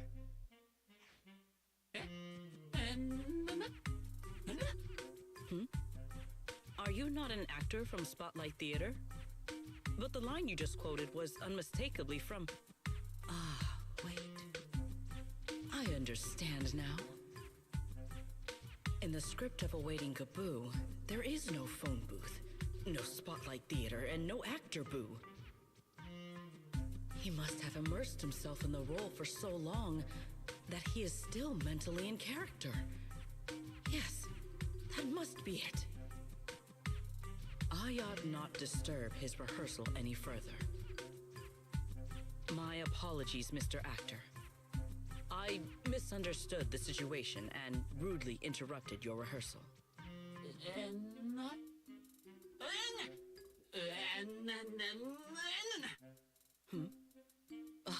Indeed. Only by holding fast to courage and conviction can we fulfill our duty to protect Rose Califer. These two. How are they even having a conversation right now? They're not talking about the same thing at all. Oh well. At least Sigrid doesn't seem to suspect anything. If she learns that Remiel is involved, explaining the situation could get complicated. Oh well, we've come this far already. I'll deal with it later if it comes to that. Well then, now that the misunderstanding has been cleared up, I shall not interrupt your rehearsal any further. Farewell, you two. I wish you a pleasant day.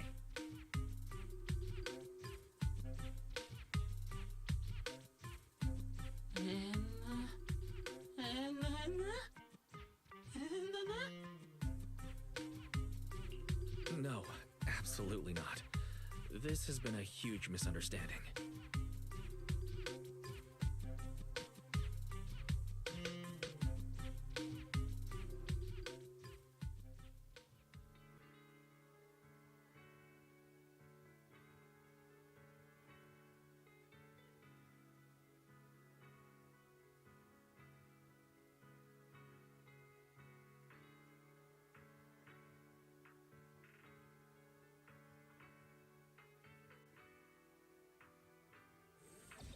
Well, it's about time you showed up. Amber Hall isn't that far.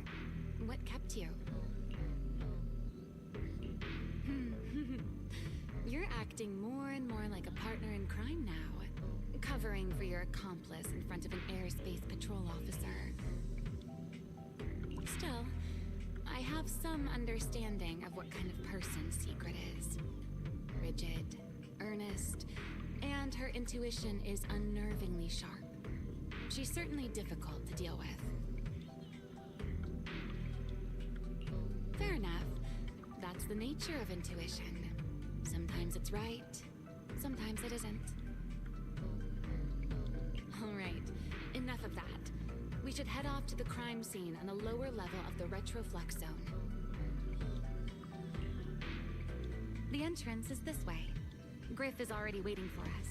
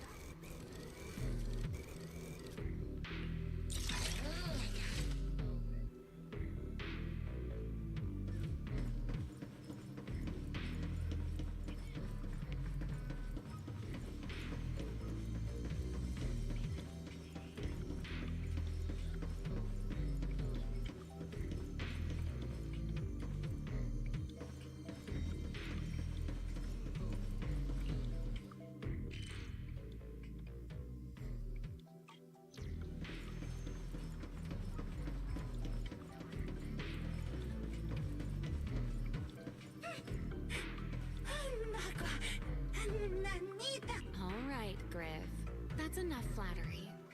The sky will get dark soon, so we should get moving.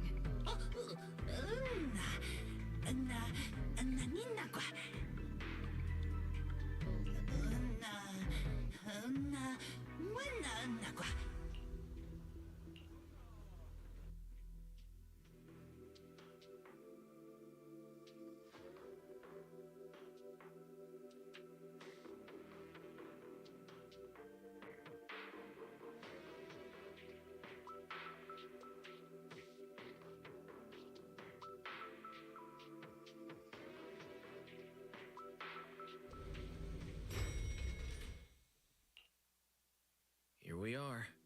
The bottom floor of the retroflux zone. The lingering ether here isn't normal, similar to the energy hub. The concentration and activity levels are way off. In other words, there's probably another singularity leakage deeper inside. Come to think of it, Griff mentioned something like that too.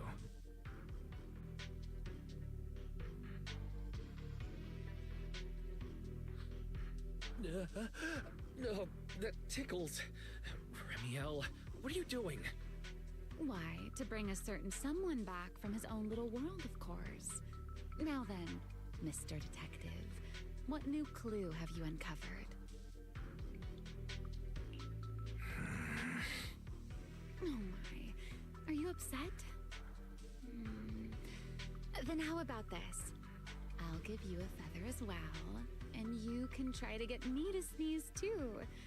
Then we'll be even Steven. Deal?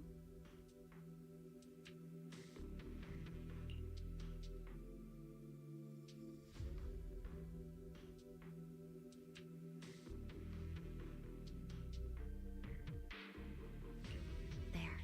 Now we're even. So, tell me, what did you find? The lingering ether in this area. Its concentration and activity aren't normal. It's a lot like the energy hub. In other words, the deeper we go, the higher the chances of encountering a singularity leakage.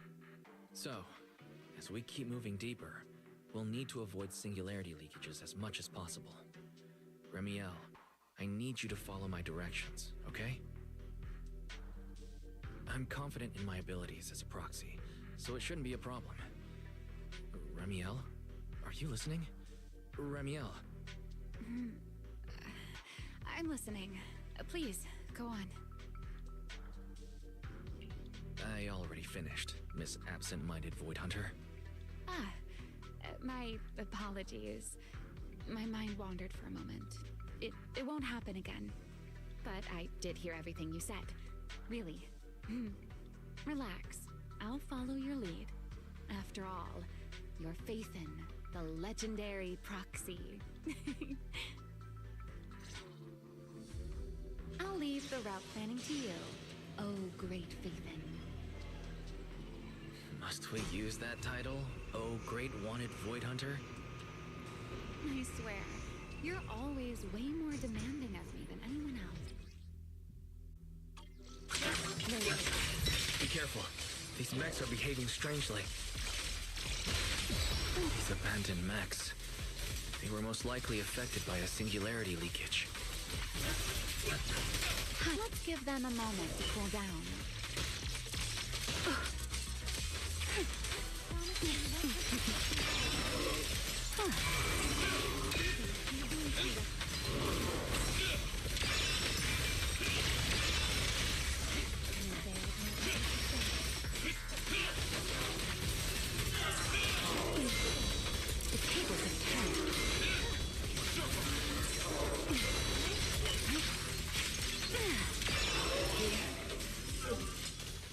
Done. Let's keep moving.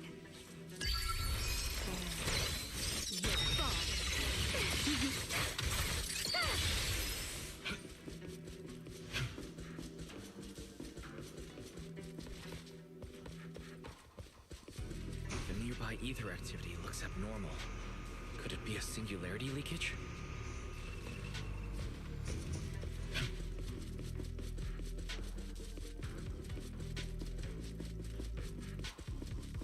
There are way more enemies around here than I expected.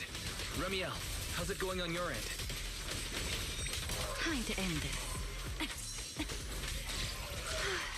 These enemies are far too strong. I couldn't possibly defeat them. Abandoned mech beats first-generation Void Hunter. That would make quite the headline. Speaking of which, your combat skills are improving rather slowly, aren't they? For something I picked up so recently, I'd say I'm doing pretty well. I heard that, Pyrois.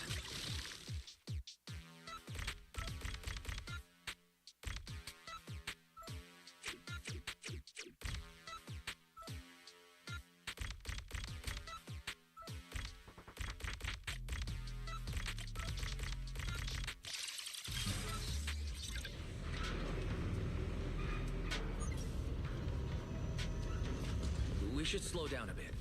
The area's data still hasn't fully synced.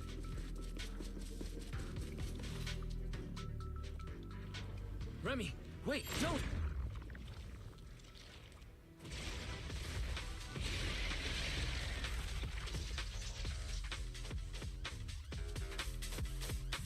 You still ended up entering the singularity leakage. Since we're here, let's finish this quickly. All right. So let's handle this, Pyrois. Here. Build the blade with me!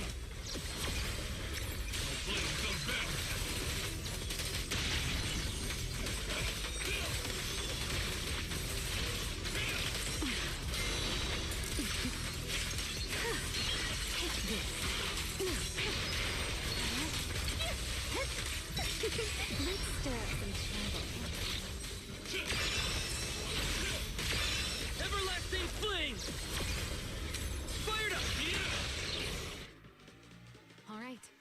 The enemies are dealt with. Let's keep moving. After all that, we still ended up entering the singularity leakage. Remiel, didn't we agree? Follow my directions and avoid singularity leakages whenever possible. Sorry. That was my bad. It won't happen again. I'm not like you, Remiel. You were right. When it comes to combat skills, I really haven't improved much. I've mostly just been relying on Pyrois' power. That's why I've been trying to stay away from those dangerous singularity leakages. At the very least, I don't want us getting dragged into a fight where I'd only hold you back. If you ask me, you're being far too hard on yourself, Mr. Proxy. The proxies I've known, well, there haven't been many, but among them, the only ones capable of entering a hollow and fighting in person are you and Joyous. What was it you all ended up calling him again? Ah, right, the predecessor of Proxies. I'd love to see the look on his face if he ever heard that title. Look at it this way. You're already enough of a legend to stand shoulder to shoulder with the predecessor of Proxies. Does that make you feel a little better? Thanks, Remiel. But putting me on the same level as Mr. Joyous? You're giving me way too much credit. It's not such a stretch. If you ask me, his combat skills may actually be worse than yours. He's your complete opposite. Always convinced he can handle anything. Yet the moment a real fight begins, he's the first one flat on the ground. And you're the sort of person who's already doing well, yet still quietly tells themselves it isn't enough. For a beginner, your combat skills have improved remarkably quickly. I know many of your friends excel in combat, but there's no need to measure yourself against them. Don't forget, you're Proxy. You always have been, and you still are. There are many things only you can do. As for the things you can't do alone, I believe your friends will be right beside you to accomplish them together. Remiel, where did all that come from? And no riddles? Did your chronic riddler syndrome finally clear up? Oh my, I thought you'd at least thank me first. Thank you for dragging us into a singularity leakage? For sharing a bit of old gossip about Joyous, of course. There aren't many people in this world who still remember what happened back then. Remiel. Now that you're feeling a little better, it's time we kept moving. The crime scene you're looking for should be just below us.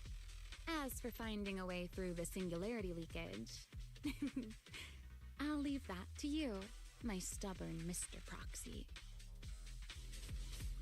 Hey, I'm not the one being difficult here, Remiel.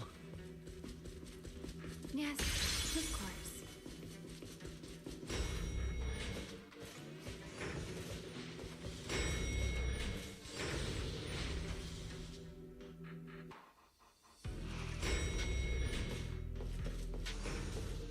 I'll leave the fighting to you, Remiel. As you say, Mr. Proxy.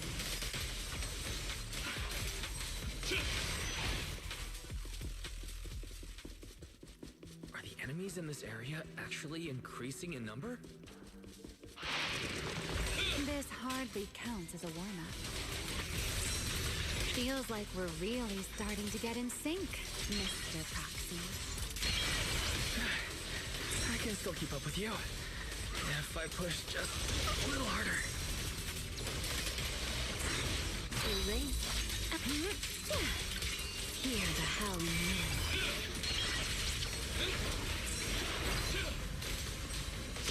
Finally, that's over. We should keep going. Your stamina is just short of a passing grade, Mr. Proxy. Up ahead.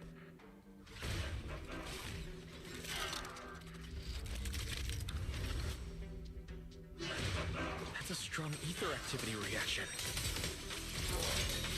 Master, I'm picking up ether activity similar to that of Toby.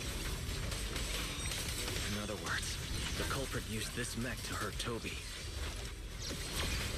Remiel, don't completely destroy it. It has clues connected to the culprit. That's asking a great deal. Fine. Understood. And shall be drawn by me.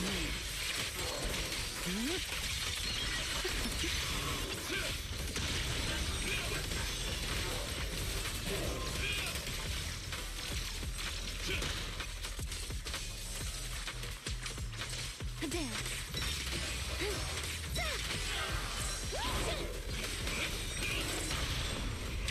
You've been warned. Me take the lead. Then Now!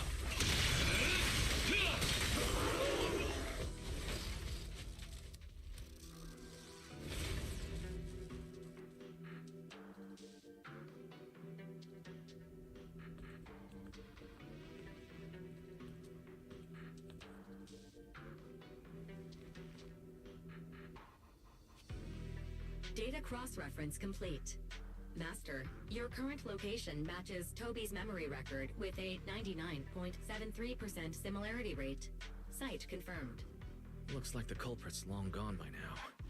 Let's check out that weird mech first and see if we can find any clues. Then I'll rest nearby for a bit. Data analysis isn't exactly my specialty, so I'll leave that to you and your AI assistant. Sure, no problem. Leave this to me.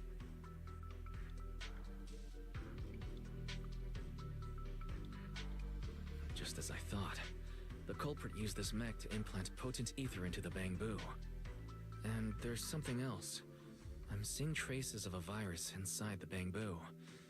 Was the culprit trying to control them remotely and make them commit crimes? Or maybe... Best be quick, Mr. Proxy. I damaged that mech's ether battery during the fight, so there's no telling when it might explode. Huh? Why didn't you mention that sooner? Wait, what's this? A video? No, it looks like a photo. Huh? How is that possible? He's alive? No, there's no way. He should be... Serpico. How is he here? Huh?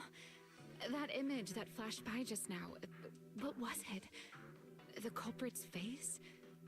I feel like I've seen it somewhere before. I'm not sure, but... this mech's data is way too corrupted.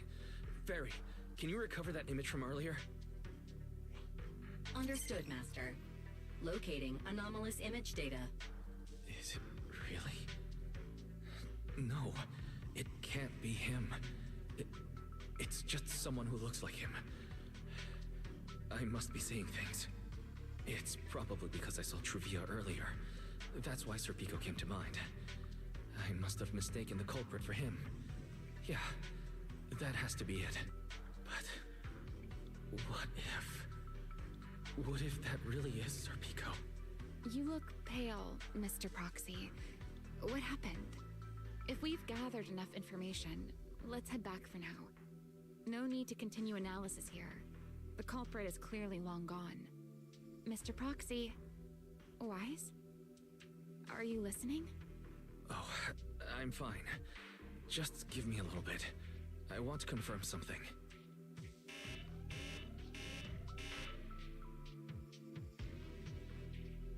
Wise, stay away from that mech. Close. I need to figure this out. Wait! The clue! What did you do? What did you do? You have a death wish or something? Are you trying to get yourself killed?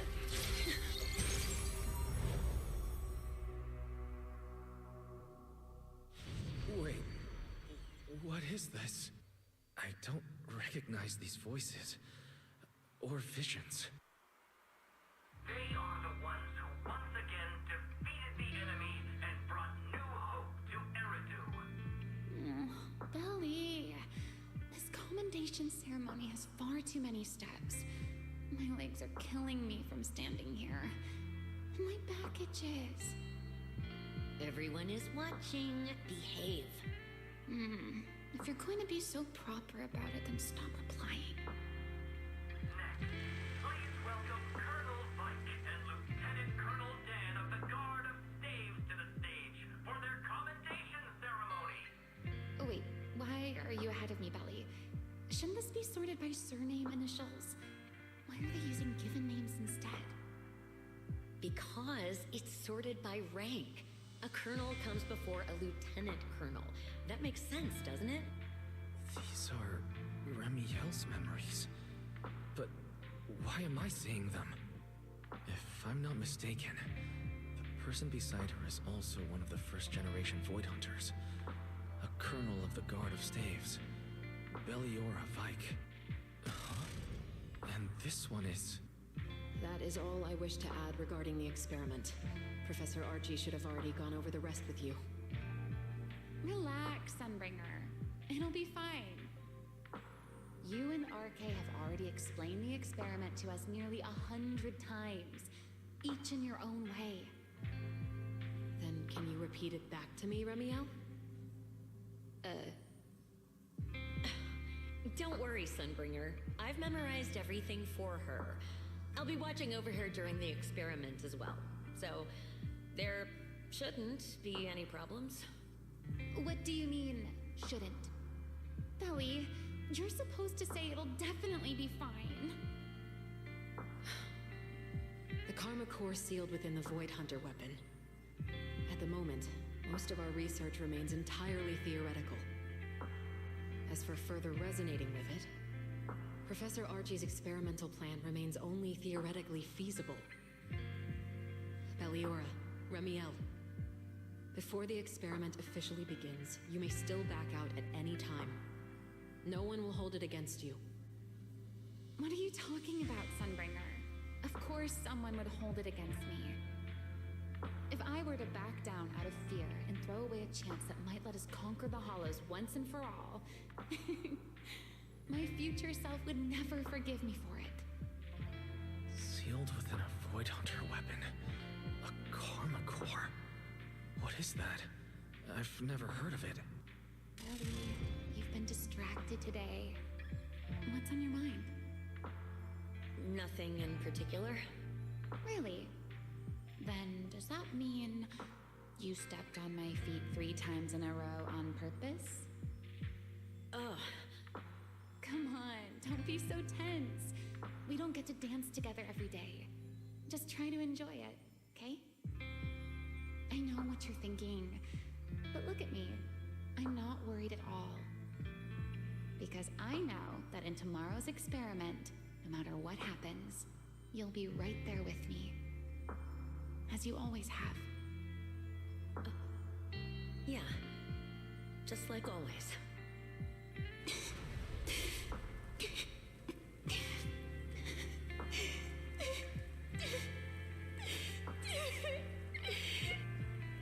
I'm sorry.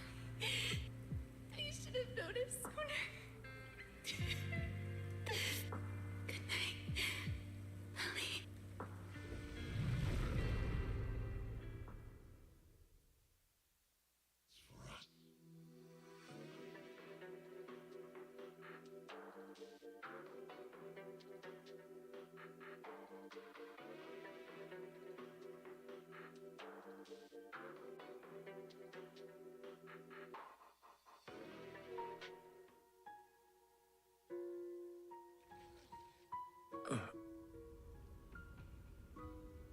Where am I? You're in someone else's home, sleeping in someone else's bed. Please tell me you don't drool in your sleep. Remiel? Wait, is this the Enna Gang's hideout? Correct.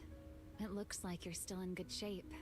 That whole ordeal didn't scramble your brain after all. Tell me, what did you see? Now, don't go quiet on me, Mr. Proxy. Unless, are you perhaps a little too bashful to speak up? Worried you might be mistaken for a peeping Tom? I'll go first then. I saw you, your sister, and those 2 classmates of yours. What were their names again?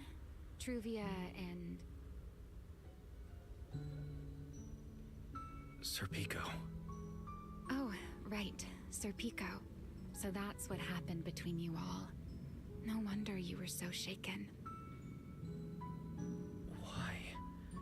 Why were we able to see each other's memories? That is not a question I can answer for you. After all, I have only experienced it twice myself. Twice? Mm-hmm. The previous time was when I retrieved Thaumiel from within you. I was really caught off guard, too. I had no idea what was happening. It felt like a flood of memories that weren't my own poured into my mind all at once. Though it seems you have no recollection of it whatsoever. Maybe you were already on the verge of losing consciousness then, and felt nothing at all. All right. It seems I am the one who will be mistaken for a voyeur. For the record, I didn't mean to pry. So, can you tell me now? What exactly did you see? I saw you, Colonel Vike, and Lady Sunbringer. You were talking about something called Karma Core. And after that? Not long after that, Belly died. I killed her with my own hands. Remiel. I'm sorry, Wise. I know I was the one who brought this up, but I'd rather not talk about it anymore. It's getting late. You should head back to Amber Hall.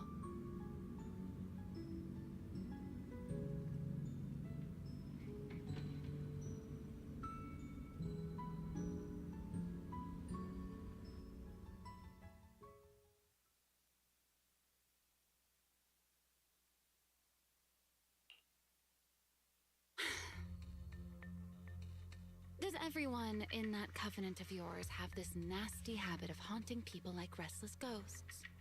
I'm simply concerned about your mental state, Remiel. Then this is the worst possible time to appear. I can at least pretend you don't exist if you just stay away. Sorry.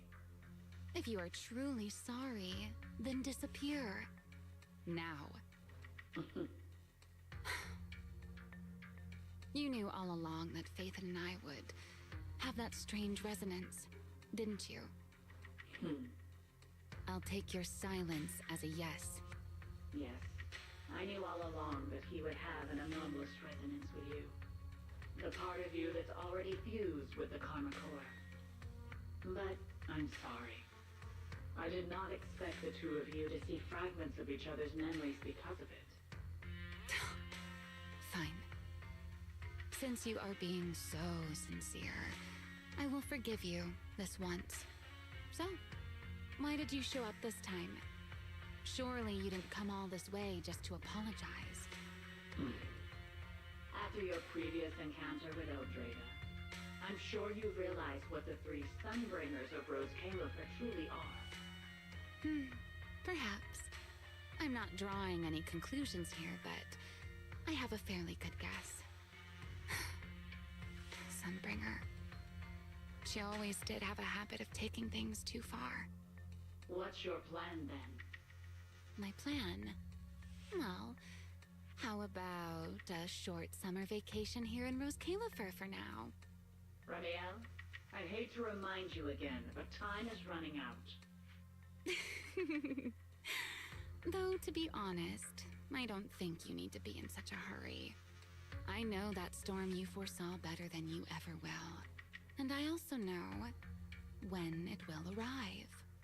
And before it's finally here, let me rest a while longer. In this city in the sky, opportunities like this don't come often, so I just want to take one more good look at the ideal city my old friend poured her life's work into building. And at the final gift she left for this world.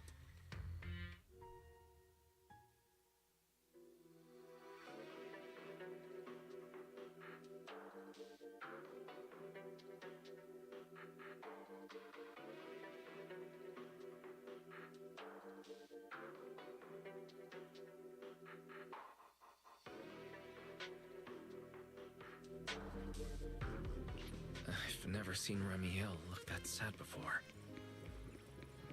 What exactly happened between Ramiel, Colonel Vike, and Lady Sunbringer? Forget it. I shouldn't be dwelling on that.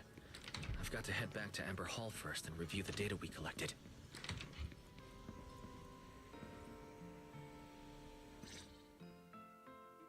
Wise, you're finally back! Huh? Belle, what's wrong? Why do you look so tense? How could I not be? You suddenly lost contact with Fairy down at the bottom of the Retroflux zone.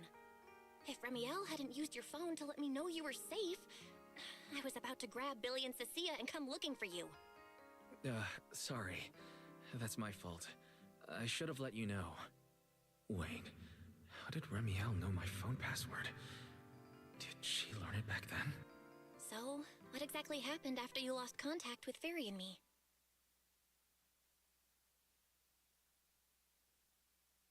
You shared each other's memories. Can our ocular implants really do that? I don't know. Nothing like this has ever happened before. But Ramiel said she saw something similar when she pulled Thaumiel out of me. I think Thaumiel and my ocular implants must have had some kind of weird reaction or a resonance. True. Both times Thaumiel was there. But you spent quite some time with Ramiel before, and nothing like that happened, right? Yeah, that's true. I feel like there has to be something else besides the ocular implants and Thaumiel. How about we go ask Lady Dracaena the night after tomorrow? She's overseeing our treatment, so she may know more about this. The night after tomorrow? Why then? Lady Dracaena will be hosting a welcome banquet for the guests at the CCD reception hall. We received invitations as well. Lady Draceena's hosting it herself? Does that mean the CCD's singularity leakage issue has already been resolved? Most likely. Otherwise, she wouldn't have scheduled it. I heard that there's another welcome banquet happening in Virium at the same time. Lady Lindvern and the ESD are hosting it for guests who still haven't been cleared to land in Buastrom. When I went out this afternoon, I ran into Valina and Norma. It looked like they were already heading to Virium to make preparations. So there are still guests stuck in Virium. Do you think that person who looked like Sir Pico could really have been... No, Wise. There's no way that was Sir Pico.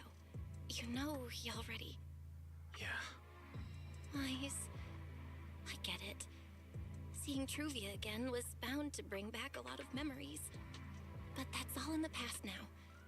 Sir Pico, Helios Academy, they're gone. Hey, Belle, why do you look even more upset than I do? Anyway, let's leave the past where it belongs for the night. We should both get some sleep. We worked hard to get our schedule back on track. You wouldn't want to ruin it now. Yeah, you too. Don't stay up late. And no scrolling under the covers. I'll be keeping an eye on you.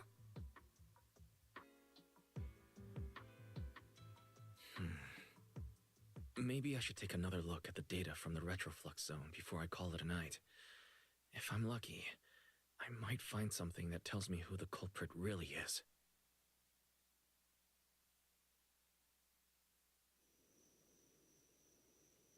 Wise?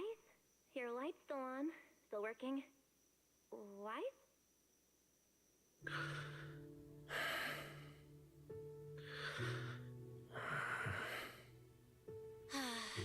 I told him to go to bed early, and here we are. Huh? These scattered papers here are... Notice, these are drafts Master used to analyze the culprit's intentions. Additional notice, Master has been asleep for approximately 30 minutes. Deep sleep is highly probable. Suggestion. Second Assistant, please refrain from any action that may wake Master. I know, Fairy. He needs some good rest. I'll handle it from here. That's what the Second Assistant is for. Negative. Correction. Second Assistant will complete it under Supreme Assistant's direction. All right. I'm counting on you then, First Assistant. Fairy, give me a quick summary of everything we've established so far. Understood. Displaying all current findings and analysis for Second Assistant. Finding 1. The culprit's victims share no common traits. Their identities are of limited use for further deduction. Finding 2. Whenever the culprit implanted potent ether into each Bangbu victim, he also set a specific activation time and activation location. So for the culprit, what matters was the time and location, not the victim's identities. Affirmative. Based on current information, the most meaningful data is the time and location of each singularity leakage. Fairy, can you pull up Airspace Patrol's recent records? Start from when singularity leakages began appearing frequently. I want to see when and where each occurred. Understood. Accessing Airspace Patrol's internal network. Wait, Fairy, why are you hacking into Airspace Patrol's intranet? How do we even explain this if they catch us? Just stick to the public records? Too late, Second Assistant. Intrusion and search processes complete. A complete schematic has been generated for Second Assistant, with all singularity leakage times and locations marked. So these circles mark where each singularity leakage appeared, right? The energy hub, the retroflux zone, the CCD... Looking at the map, they appear to be randomly scattered around Bruastrum. Oh, right. I remember now. Even after a singularity leakage disappears, there's still a window where it can be reactivated. Affirmative. Such events exist in archived records. Fairy, could you mark the locations of these reactivated singularity leakages as well? Understood. Corresponding locations have been added to the map for Second Assistant. The positions changed a lot.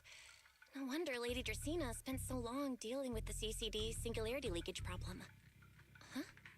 Fairy, what's the significance of these overlapping areas? Answer.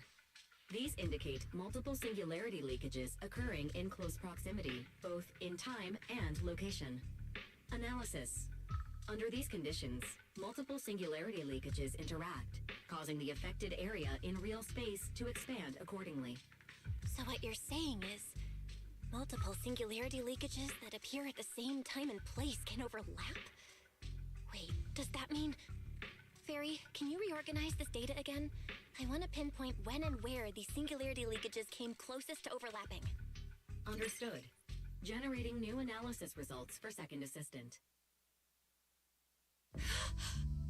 This is it. This has to be it. How long was I out? The fairy, I said wake me up after a bit. Huh? Belle, what are you doing here? That's not important. Look at this. Fairy and I found out why the culprit is creating these singularity leakages. What is this? This is the location of the singularity leakage the culprit created last week, 3 days after we rescued Toby.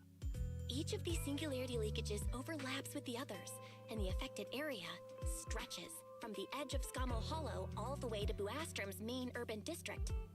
So, the culprit could use this method to move something from Scommel Hollow to Buastrom. Wait, it couldn't be. Gertablulu? Yeah, I think so too. The culprit's real objective is likely to move Gertablulu into Buastrom's urban district. When you encountered it before, it already showed a clear tendency to be attracted to singularity leakages. Okay, but what happens after that? Once Gertablulu was moved into Buastrom's urban district, then what? And besides, if it's really inside the singularity leakages in Buastrom right now, why hasn't anyone found it? Looks like we'll have to follow the trail of the singularity leakages and investigate on site. Yeah, I was thinking the same thing. Once it's daylight, Billy, Cecilia, and I will head to the energy hub. Maybe we can follow whatever traces are left and find a new lead.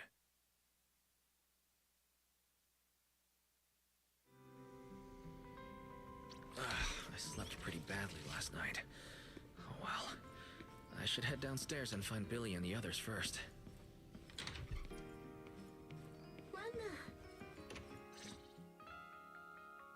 Wise! There you are! Belle already told us everything. Now that's our manager! You found a clue on the culprit in no time at all! Alright, time to investigate the site. We'll head to the energy hub and trace the singularity leakages as they appear, until we locate either the culprit or Gertablulu. Right. Fairy and I will stay here and back you up remotely, just like before. Wise, if you run into the culprit or Gertablulu, don't do anything reckless, okay? Your safety comes first. Don't worry, Belle. I promise I'll be extra careful. We'll protect the manager too! Yeah, don't worry, Belle. If anything goes wrong, I'll grab Wise and make a run for it. Oh, sorry, Billy, you're on your own, buddy. No problem! A Starlight Knight always protects their companions until their dying breath! Wow, seriously? Come on, don't say stuff like that, it's bad luck. Anyway, it's getting late. Let's go!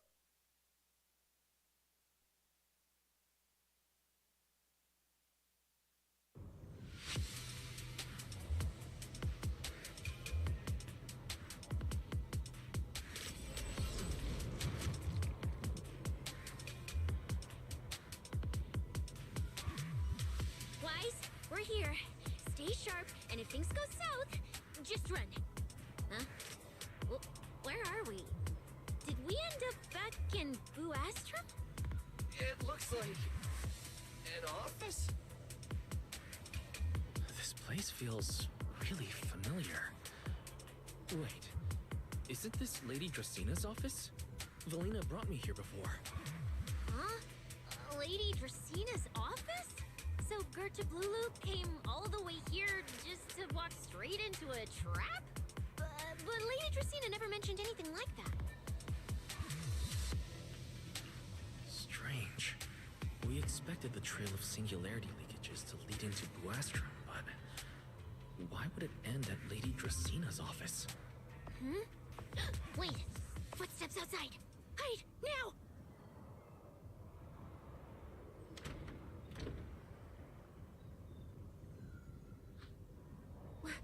You startled me. What are you all doing here? Well, actually, Wise! You explain.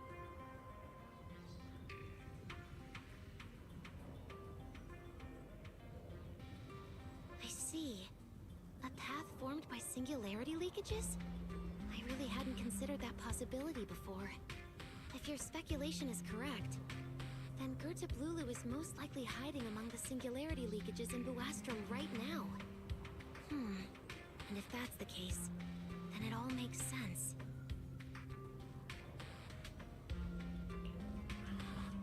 Lady Dracena, do you have any other clues?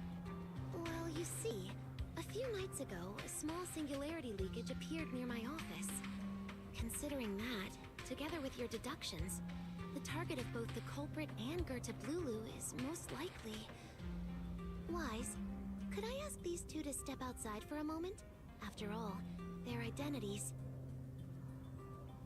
It's all right, Lady Dracena. We're all friends here. It shouldn't be an issue. I understand, but this concerns Rose Califer's highest level secrets. The fewer people who know, the better. Especially considering who these two are. A new Eridu public security officer and, an unemployed freeloader. An unemployed freeloader is a little harsh, Lady Dracena. Oh, I get it. It's the kind of top secret stuff where knowing too much means trouble, right? Maybe even getting silenced permanently? Yeah, more or less. It's a bit complicated, so Wise and I will need some time to talk. Cecilia and Billy, you can return to Amber Hall and rest. Once we're done, someone will escort Wise back to you. Right away! No problem, Lady Dracena. Me and this robot vacuum will disappear right now. We've already stopped listening.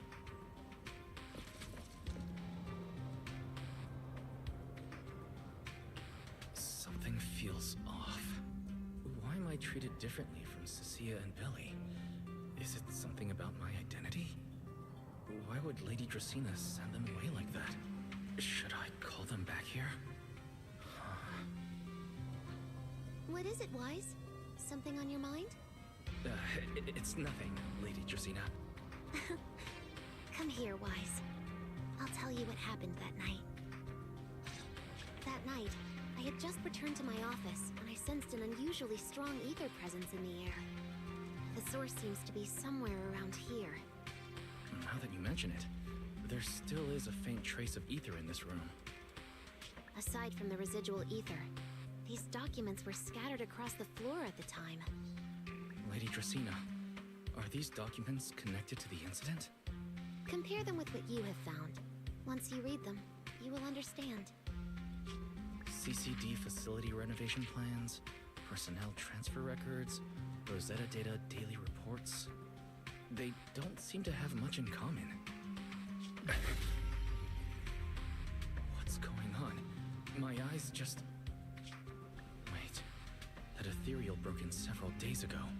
So why is there still ether residue? And the ether isn't coming from in front of me. It feels more like... behind me.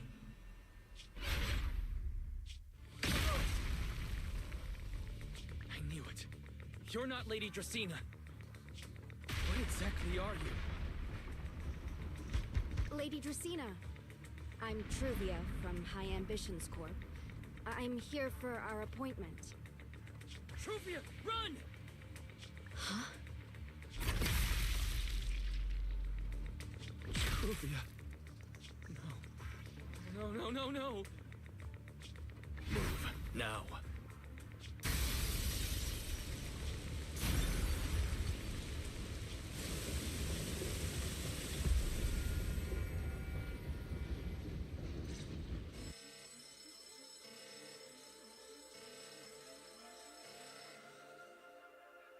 Lady Dracena, are you unharmed? We received word that something inside the CCD... Is that... Miss Truvia? How did this... Secret? Oh, thank goodness, just in time.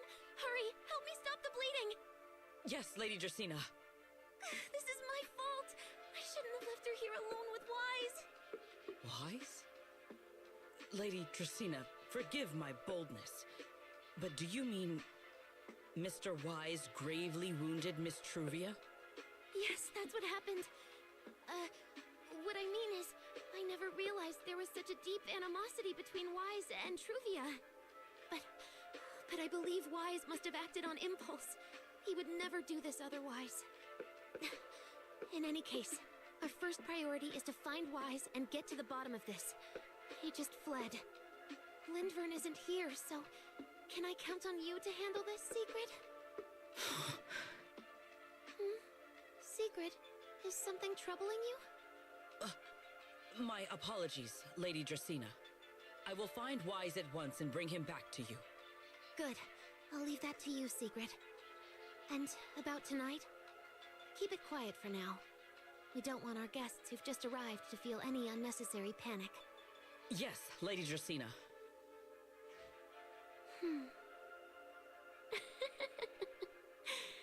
Go, Secret. Go fulfill your duty. Find him, arrest him, and then bring him back to me.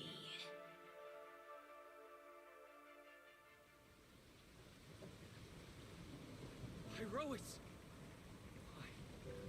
Why did you pull me away? Truvia, she was right there. Why wouldn't you let me save her? Because she's beyond saving. Her wounds were clearly fatal. There was no way to save her. And that thing that appeared like Sunbringer, we cannot face it on our own. But aren't you powerful, Pyrois? You're supposed to be powerful, Pyrois. So why? Why didn't you use that power to save her? Are you sure? Do you really want to see the rest of Rose Califer buried alongside your old classmate? Acting on impulse won't save her, and it won't help you either. Take some time to clear your head in the rain before that thing finds you, and then go do what only you can do. What you have to do. Something only I can do. But right now, I can't do anything.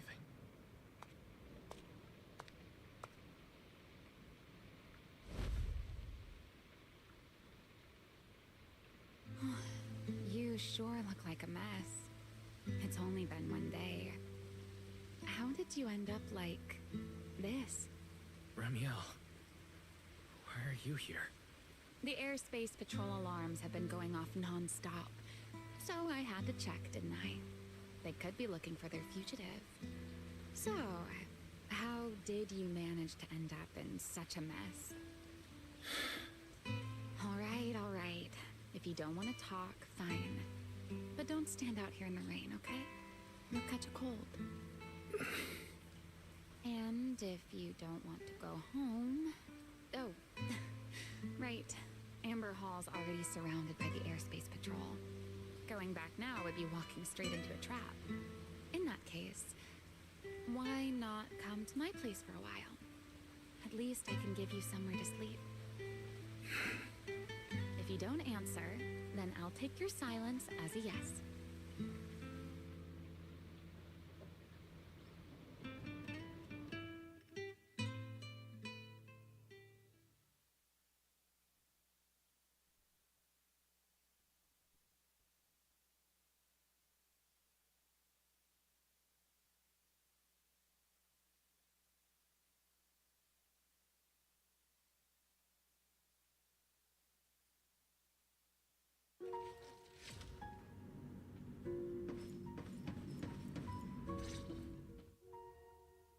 Here's a towel. You should dry yourself off. If you've got the strength, you can take a hot shower, too. There's a makeshift bathroom over there. The Bamboo built it for me. Okay, fine.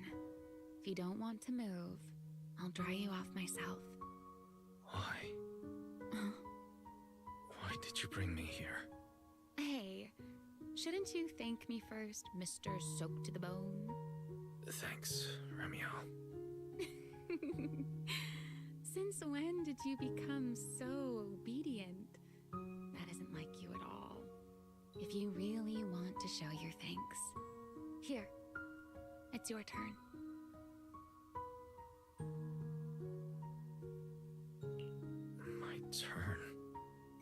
To do what? Your turn to dry my wings for me, of course. There are spots I can't reach on my own. Hey, what's with that look? I've already dried you off. Now it's your turn to return the favor. All right.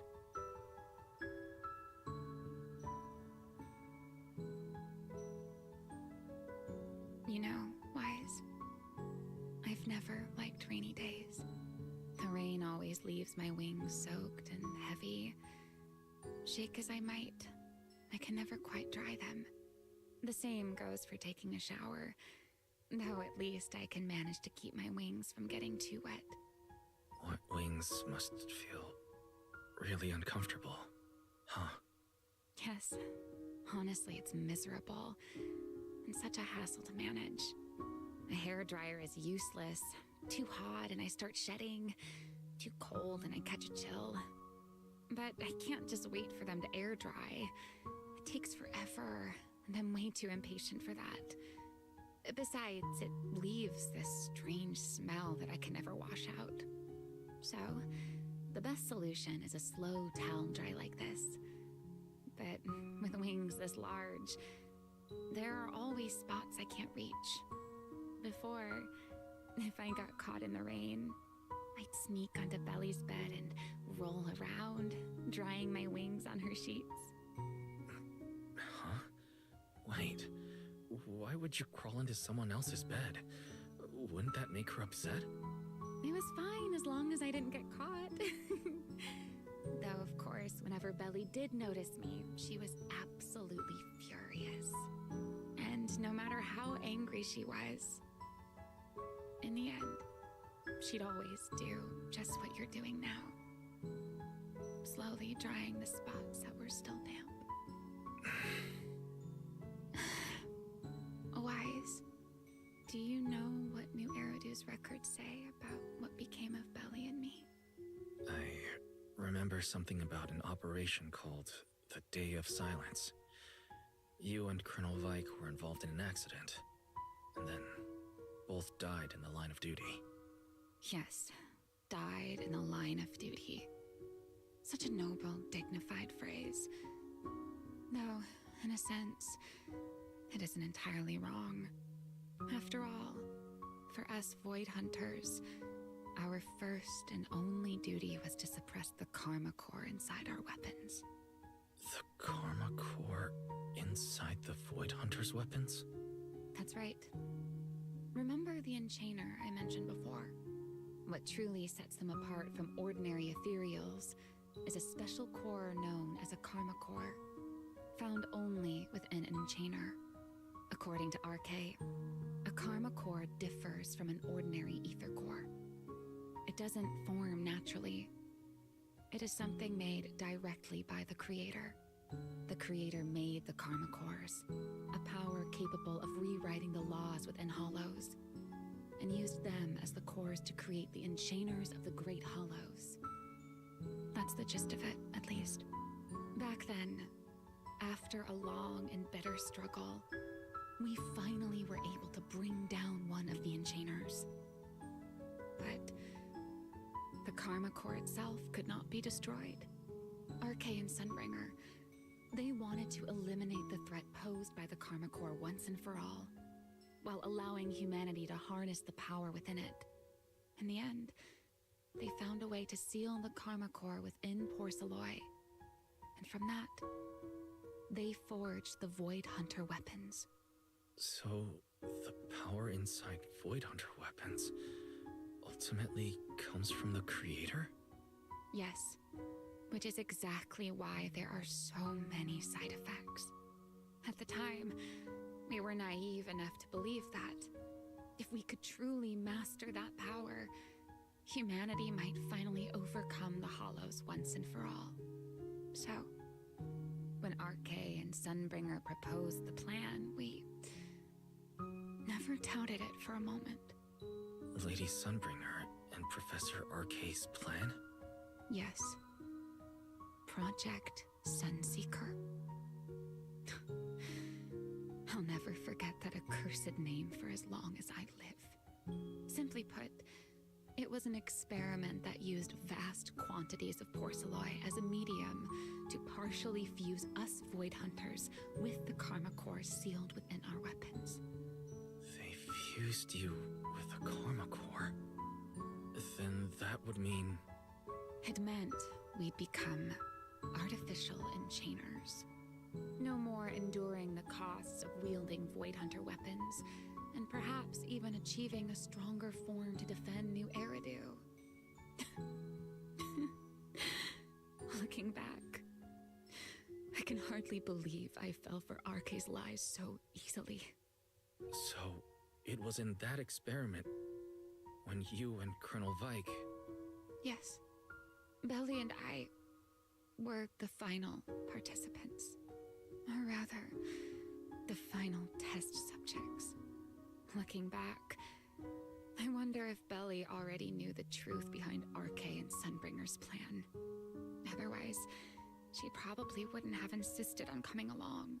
She's never been one to enjoy the spotlight. If only I'd realized what she was thinking sooner. Ramiel. Arke was extremely meticulous, always laying out careful, detailed plans. So, I can't say if the Karma Core losing control during the experiment was truly an accident, or if it was his cleverly disguised plan all along.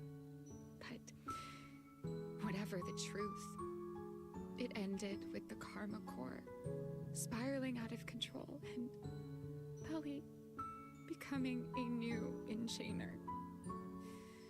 As for me, I partially fused with the Karma Core inside Thaumiel, becoming what I am now. A monster. Half human, half enchainer. Maybe, deep down, I'm just not ready to give up my life so easily. In the final moment, Thaumiel's power of controlling temporal patterns froze me in a state of near suspended animation. I didn't fully awaken from the seal in Persena's Hollow until about a year ago. The power of temporal patterns. Right. Remember my feathers? The ones that can pin you in place? That's an example. The Karma Core sealed within Thaumiel holds the power to halt the flow of time. And because I partially fused with the Karma Core, even without Thaumiel, I can replicate a similar effect on a smaller scale. But that little bit of power isn't nearly enough to take on those 3 Sunbringers. That's why I had to reclaim Thaumiel. Even if it accelerates my path to becoming an enchainer, I still have to...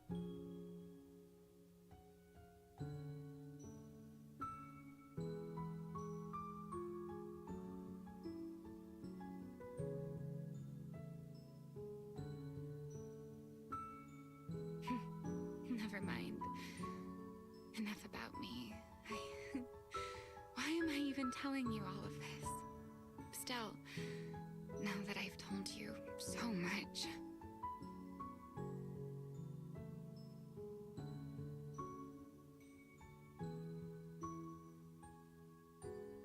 It's your turn.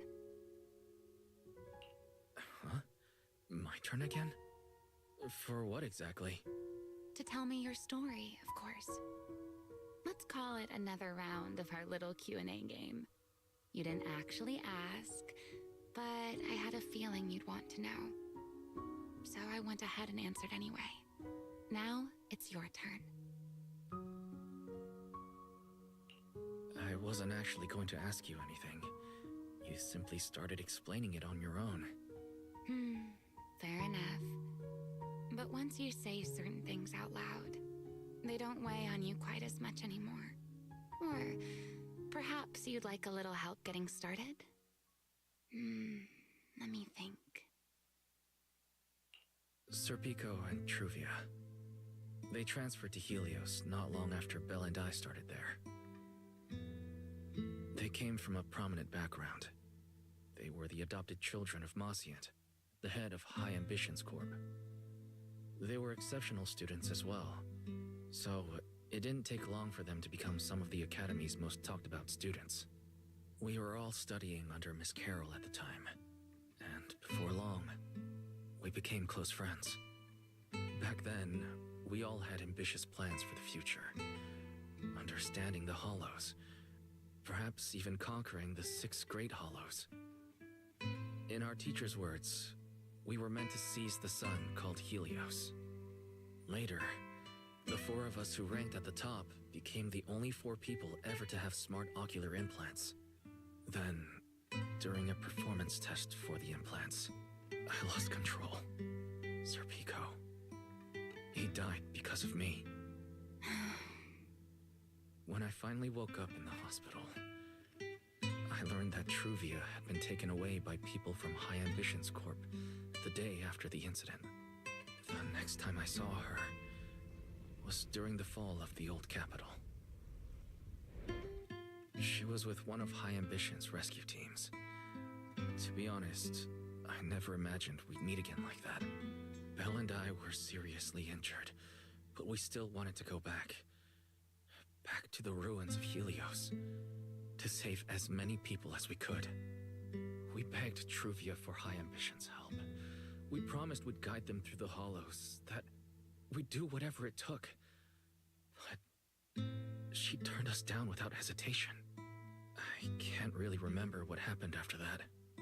But on that day at Helios, no one made it out alive except Belle and me. Then, in Rose Califer, I met Truvia again. We talked about the past, but the way she spoke about it felt as though she were talking about someone else's life. I didn't know how to face her. And ever since then, no matter what I do, I can't shake the feeling that I'm being watched. That gaze. I don't know whether it was Truvia's or Sir Pico's, or... Perhaps it was your own. The you from the past. The one who kept thinking, if only I'd done something sooner.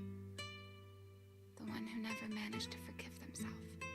Making peace with the past isn't easy. And sometimes, you don't get the chance at all. Yeah, there won't be another chance. Truvia, she was killed by Dracena. By that thing pretending to be Dracena.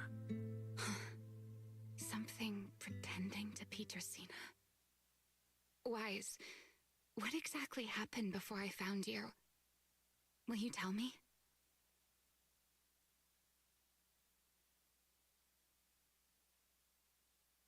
I see.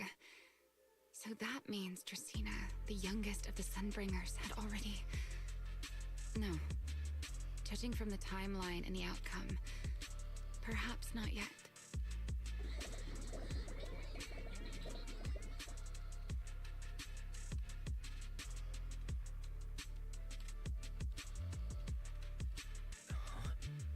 What's happening outside? I'm not sure. Let's go find out. All right. Sit anywhere you like. Just, not the bed. Wet bedding is such a pain to deal with.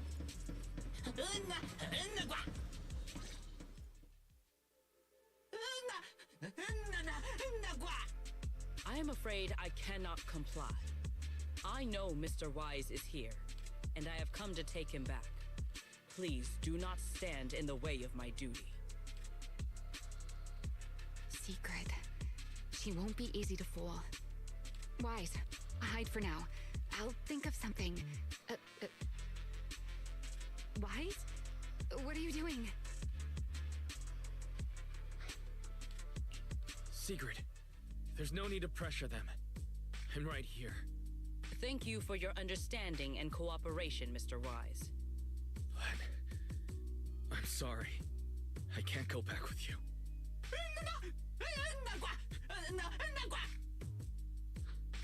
Well, since Wise has already stepped out into the open, I suppose there's little point in my remaining hidden.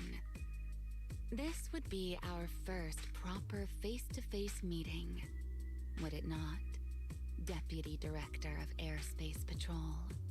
Remiel. Now that is an unexpected development. Mr. Wise, Lady Dracaena has ordered a search for you. But our only aim is to uncover the truth of what happened inside the CCD. So please, come back with me. As for this fugitive wanted for the attempted assassination of Lady Eldrada... Just so we're clear, if you decide to make a move here, you'll be the only one who dies. How can you be so sure before you actually try? I don't mind getting my hands dirty. I am a fugitive after all. Hardly a saint to begin with. But are you really willing to die like this? As a puppet controlled by that monster without ever learning the truth? Then speak plainly. I have no patience for riddles. Very well. You really do take all the fun out of it, don't you? Then I'll tell you outright. The Sunbringer inside the CCD was Gerta Blulu in disguise. What did you say? Huh? I expected that reaction from Sigrid, but you too, Wise? I thought you'd figured it out already. That's quite a leap. I know that definitely wasn't Lady Dracaena, but... Gerta Blulu? How is that even possible? That is quite a story you've come up with, Remiel. Oh? I was expecting something more along the lines of, "How dare you slander Lady Dracaena?" followed by you charging straight at me with your spear. I was quite prepared for that. Or could it be you've suspected all along that the Sunbringer at the CCD might not be the real one? What makes you so certain that it was Gerta Blulu? Intuition, perhaps? Of course, there was also my trust in Wise, and a little reasoning. According to Wise's account, they followed the trail of singularity leakage through the energy hub, yet somehow ended up in Dracena's office. Then the false Dracaena showed up, sent Billy and Cecilia away, began mutating into an ethereal, and attempted to silence Wise for good. That's when Truvia arrived. She saw through the imposter's disguise too, and became her first target. After that, Sigrid, Dracaena ordered you to bring Wise back to the CCD and uncover the truth. Have I got that right? Yeah. Sigrid, I understand why you'd find it hard to believe, but this is what I saw with my own eyes. I did receive orders from Lady Dracaena. But what does that prove? Let's put it this way, Sigrid. Before you arrived, based solely on Wise's description, I assumed Lady Dracena's karma core had gone out of control and turned her into an enchainer. But from what we've seen before, if that were the case, there is no way she could have retained her human consciousness, much less continued issuing orders to you. With that possibility ruled out, and considering Wise's discovery of the singularity leakages, along with the recent appearance of multiple enchainer larvae, it is entirely possible that either Gerta Blulu or Bashmu entered the CCD through the singularity leakage, and, through the karma core, became partially fused with Dracaena. How could that even be possible? It seems you have at least a basic understanding of enchainers and karma cores. Good. That saves me a fair bit of explanation. I can't say how Sunbringer managed it, but the most likely explanation is that she divided her karma core into 3 parts and entrusted them to the 3 ladies we see today. That would also explain why Gerta Blulu and Bashmu appeared at roughly the same time. Then again, There may be a third enchainer larva out there that we simply haven't discovered yet. As for why I don't think it was Bashmu, well, that's the easy part. Bashmu is enormous. Had it appeared in Buastrum, it couldn't possibly have gone unnoticed. So, either it was Gertablulu, or a third enchainer larva we haven't discovered yet. It attacked Lady Dracena, and it succeeded. Just not completely. Otherwise, there would have been no reason to keep impersonating her. If I had to compare it to something, it would be like, two people fighting over the same controller. Dracena's consciousness and Gertablulu's consciousness coexist in the same body, competing for control of both the body and the Karma Core. Judging by the current situation, it seems Gertablulu has the upper hand. That is still nothing more than speculation. And if Mr. Wise deceived you, then none of your conclusions would hold. It's true. I have no way of proving that I wasn't lying. It's all right, Wise. I believe you. And I believe everything you've told me. Remember the rules of our little Q&A game. You don't have to tell the whole truth, but no one is allowed to lie. And besides, Sigrid, you've heard us out this much already. I'd say that means there's still room for us to talk. Wouldn't you agree? What is it you want to talk about? Why, how to get that poor little Sunbringer out of her current predicament, of course. So, interested? There's too many eyes out here. We should speak inside. The retroflux zone. I never would have thought you would... I never expected the Airspace Patrol surveillance network to have such a glaring blind spot.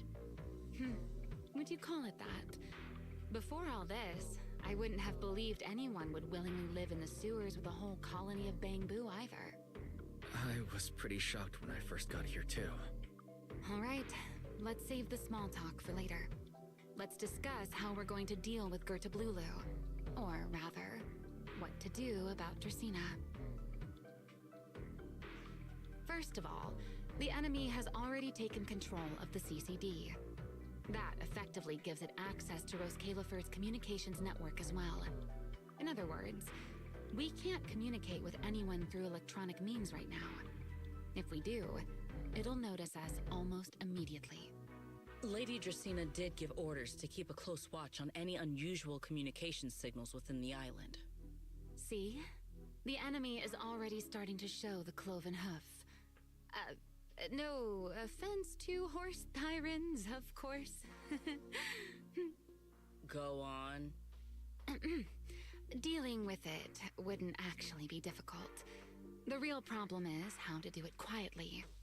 Even I can't be sure I could bring it down in a single strike.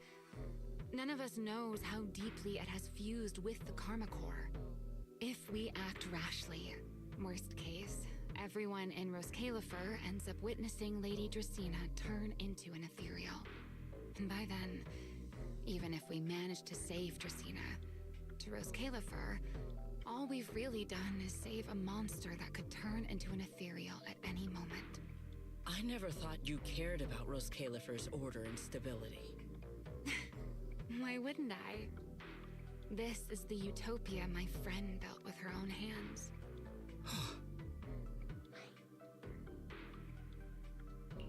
Remiel's right. We need a way to keep the imposter contained without drawing any attention. Sneaking back into the CCD again probably won't work. Even if Sigrid helped us and cleared out all the guards, the imposter would notice the moment she did anything out of the ordinary. Unless we could somehow lure the imposter out of the CCD and into somewhere isolated.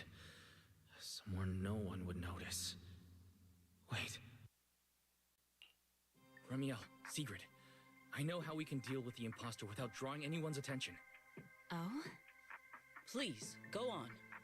Tomorrow evening, the CCD will be holding a welcoming banquet for the island's guests in its reception hall. Lady Dracena is scheduled to host it herself, which means she'll have to appear in person. That does sound promising. We could go in as guests instead of forcing our way into the CCD. That would save us a great deal of trouble. But, Mr. Wise, with so many guests around, how do you plan to stay unnoticed?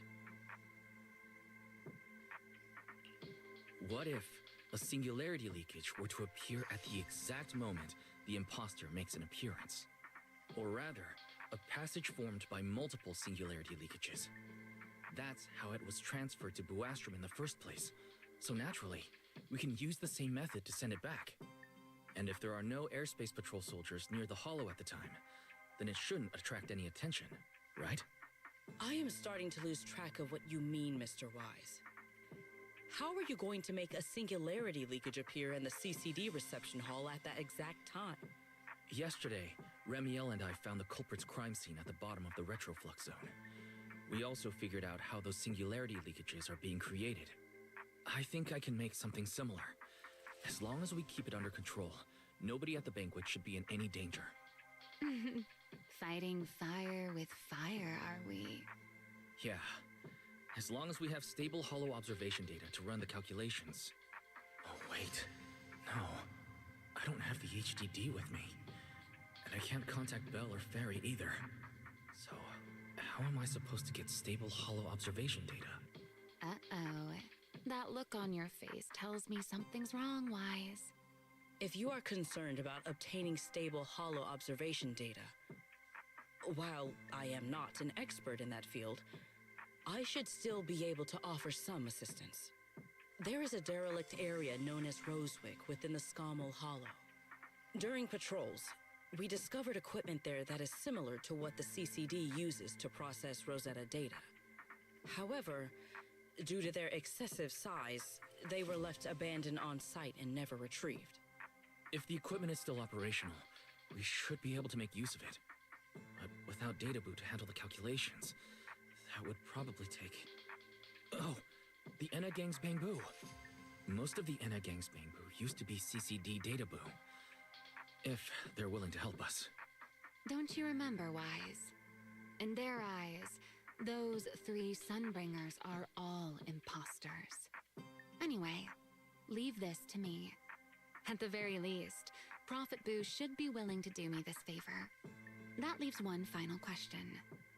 How are we supposed to get into Scommel Hollow without tipping off the imposter?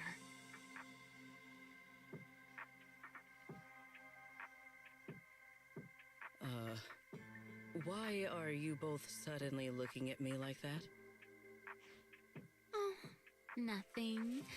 I simply thought a certain airspace patrol deputy director might be able to get us into Scommel Hollow.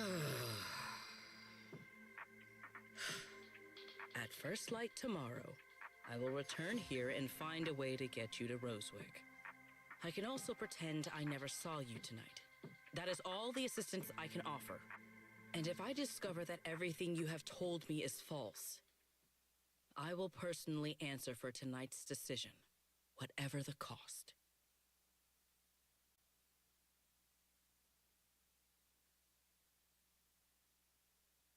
Before I leave, there is one final matter I would like to confirm with you, Remiel. Mm-hmm. You once attempted to assassinate Lady Eldrada. Why, then, are you going to such lengths to save Lady Dracena? Because none of them are the Sunbringer I'm looking for. To me, they're no different from this city in the sky. They're all gifts Sunbringer left behind for the world. I simply don't want to stand by and watch the things my friend cherished be destroyed by monsters from who knows where.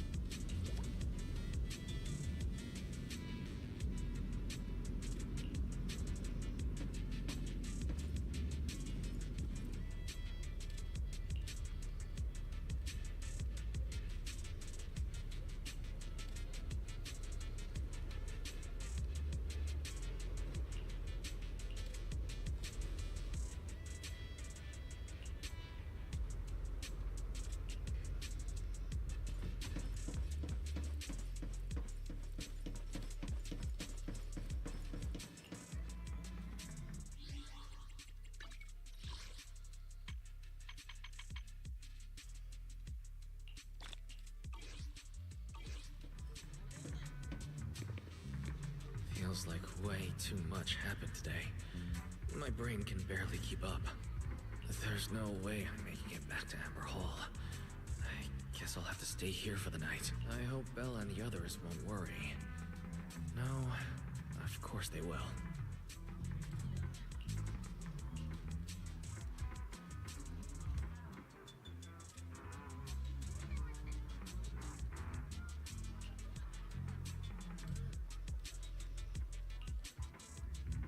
Oh, Seeger's here so early. I'd better go take a look.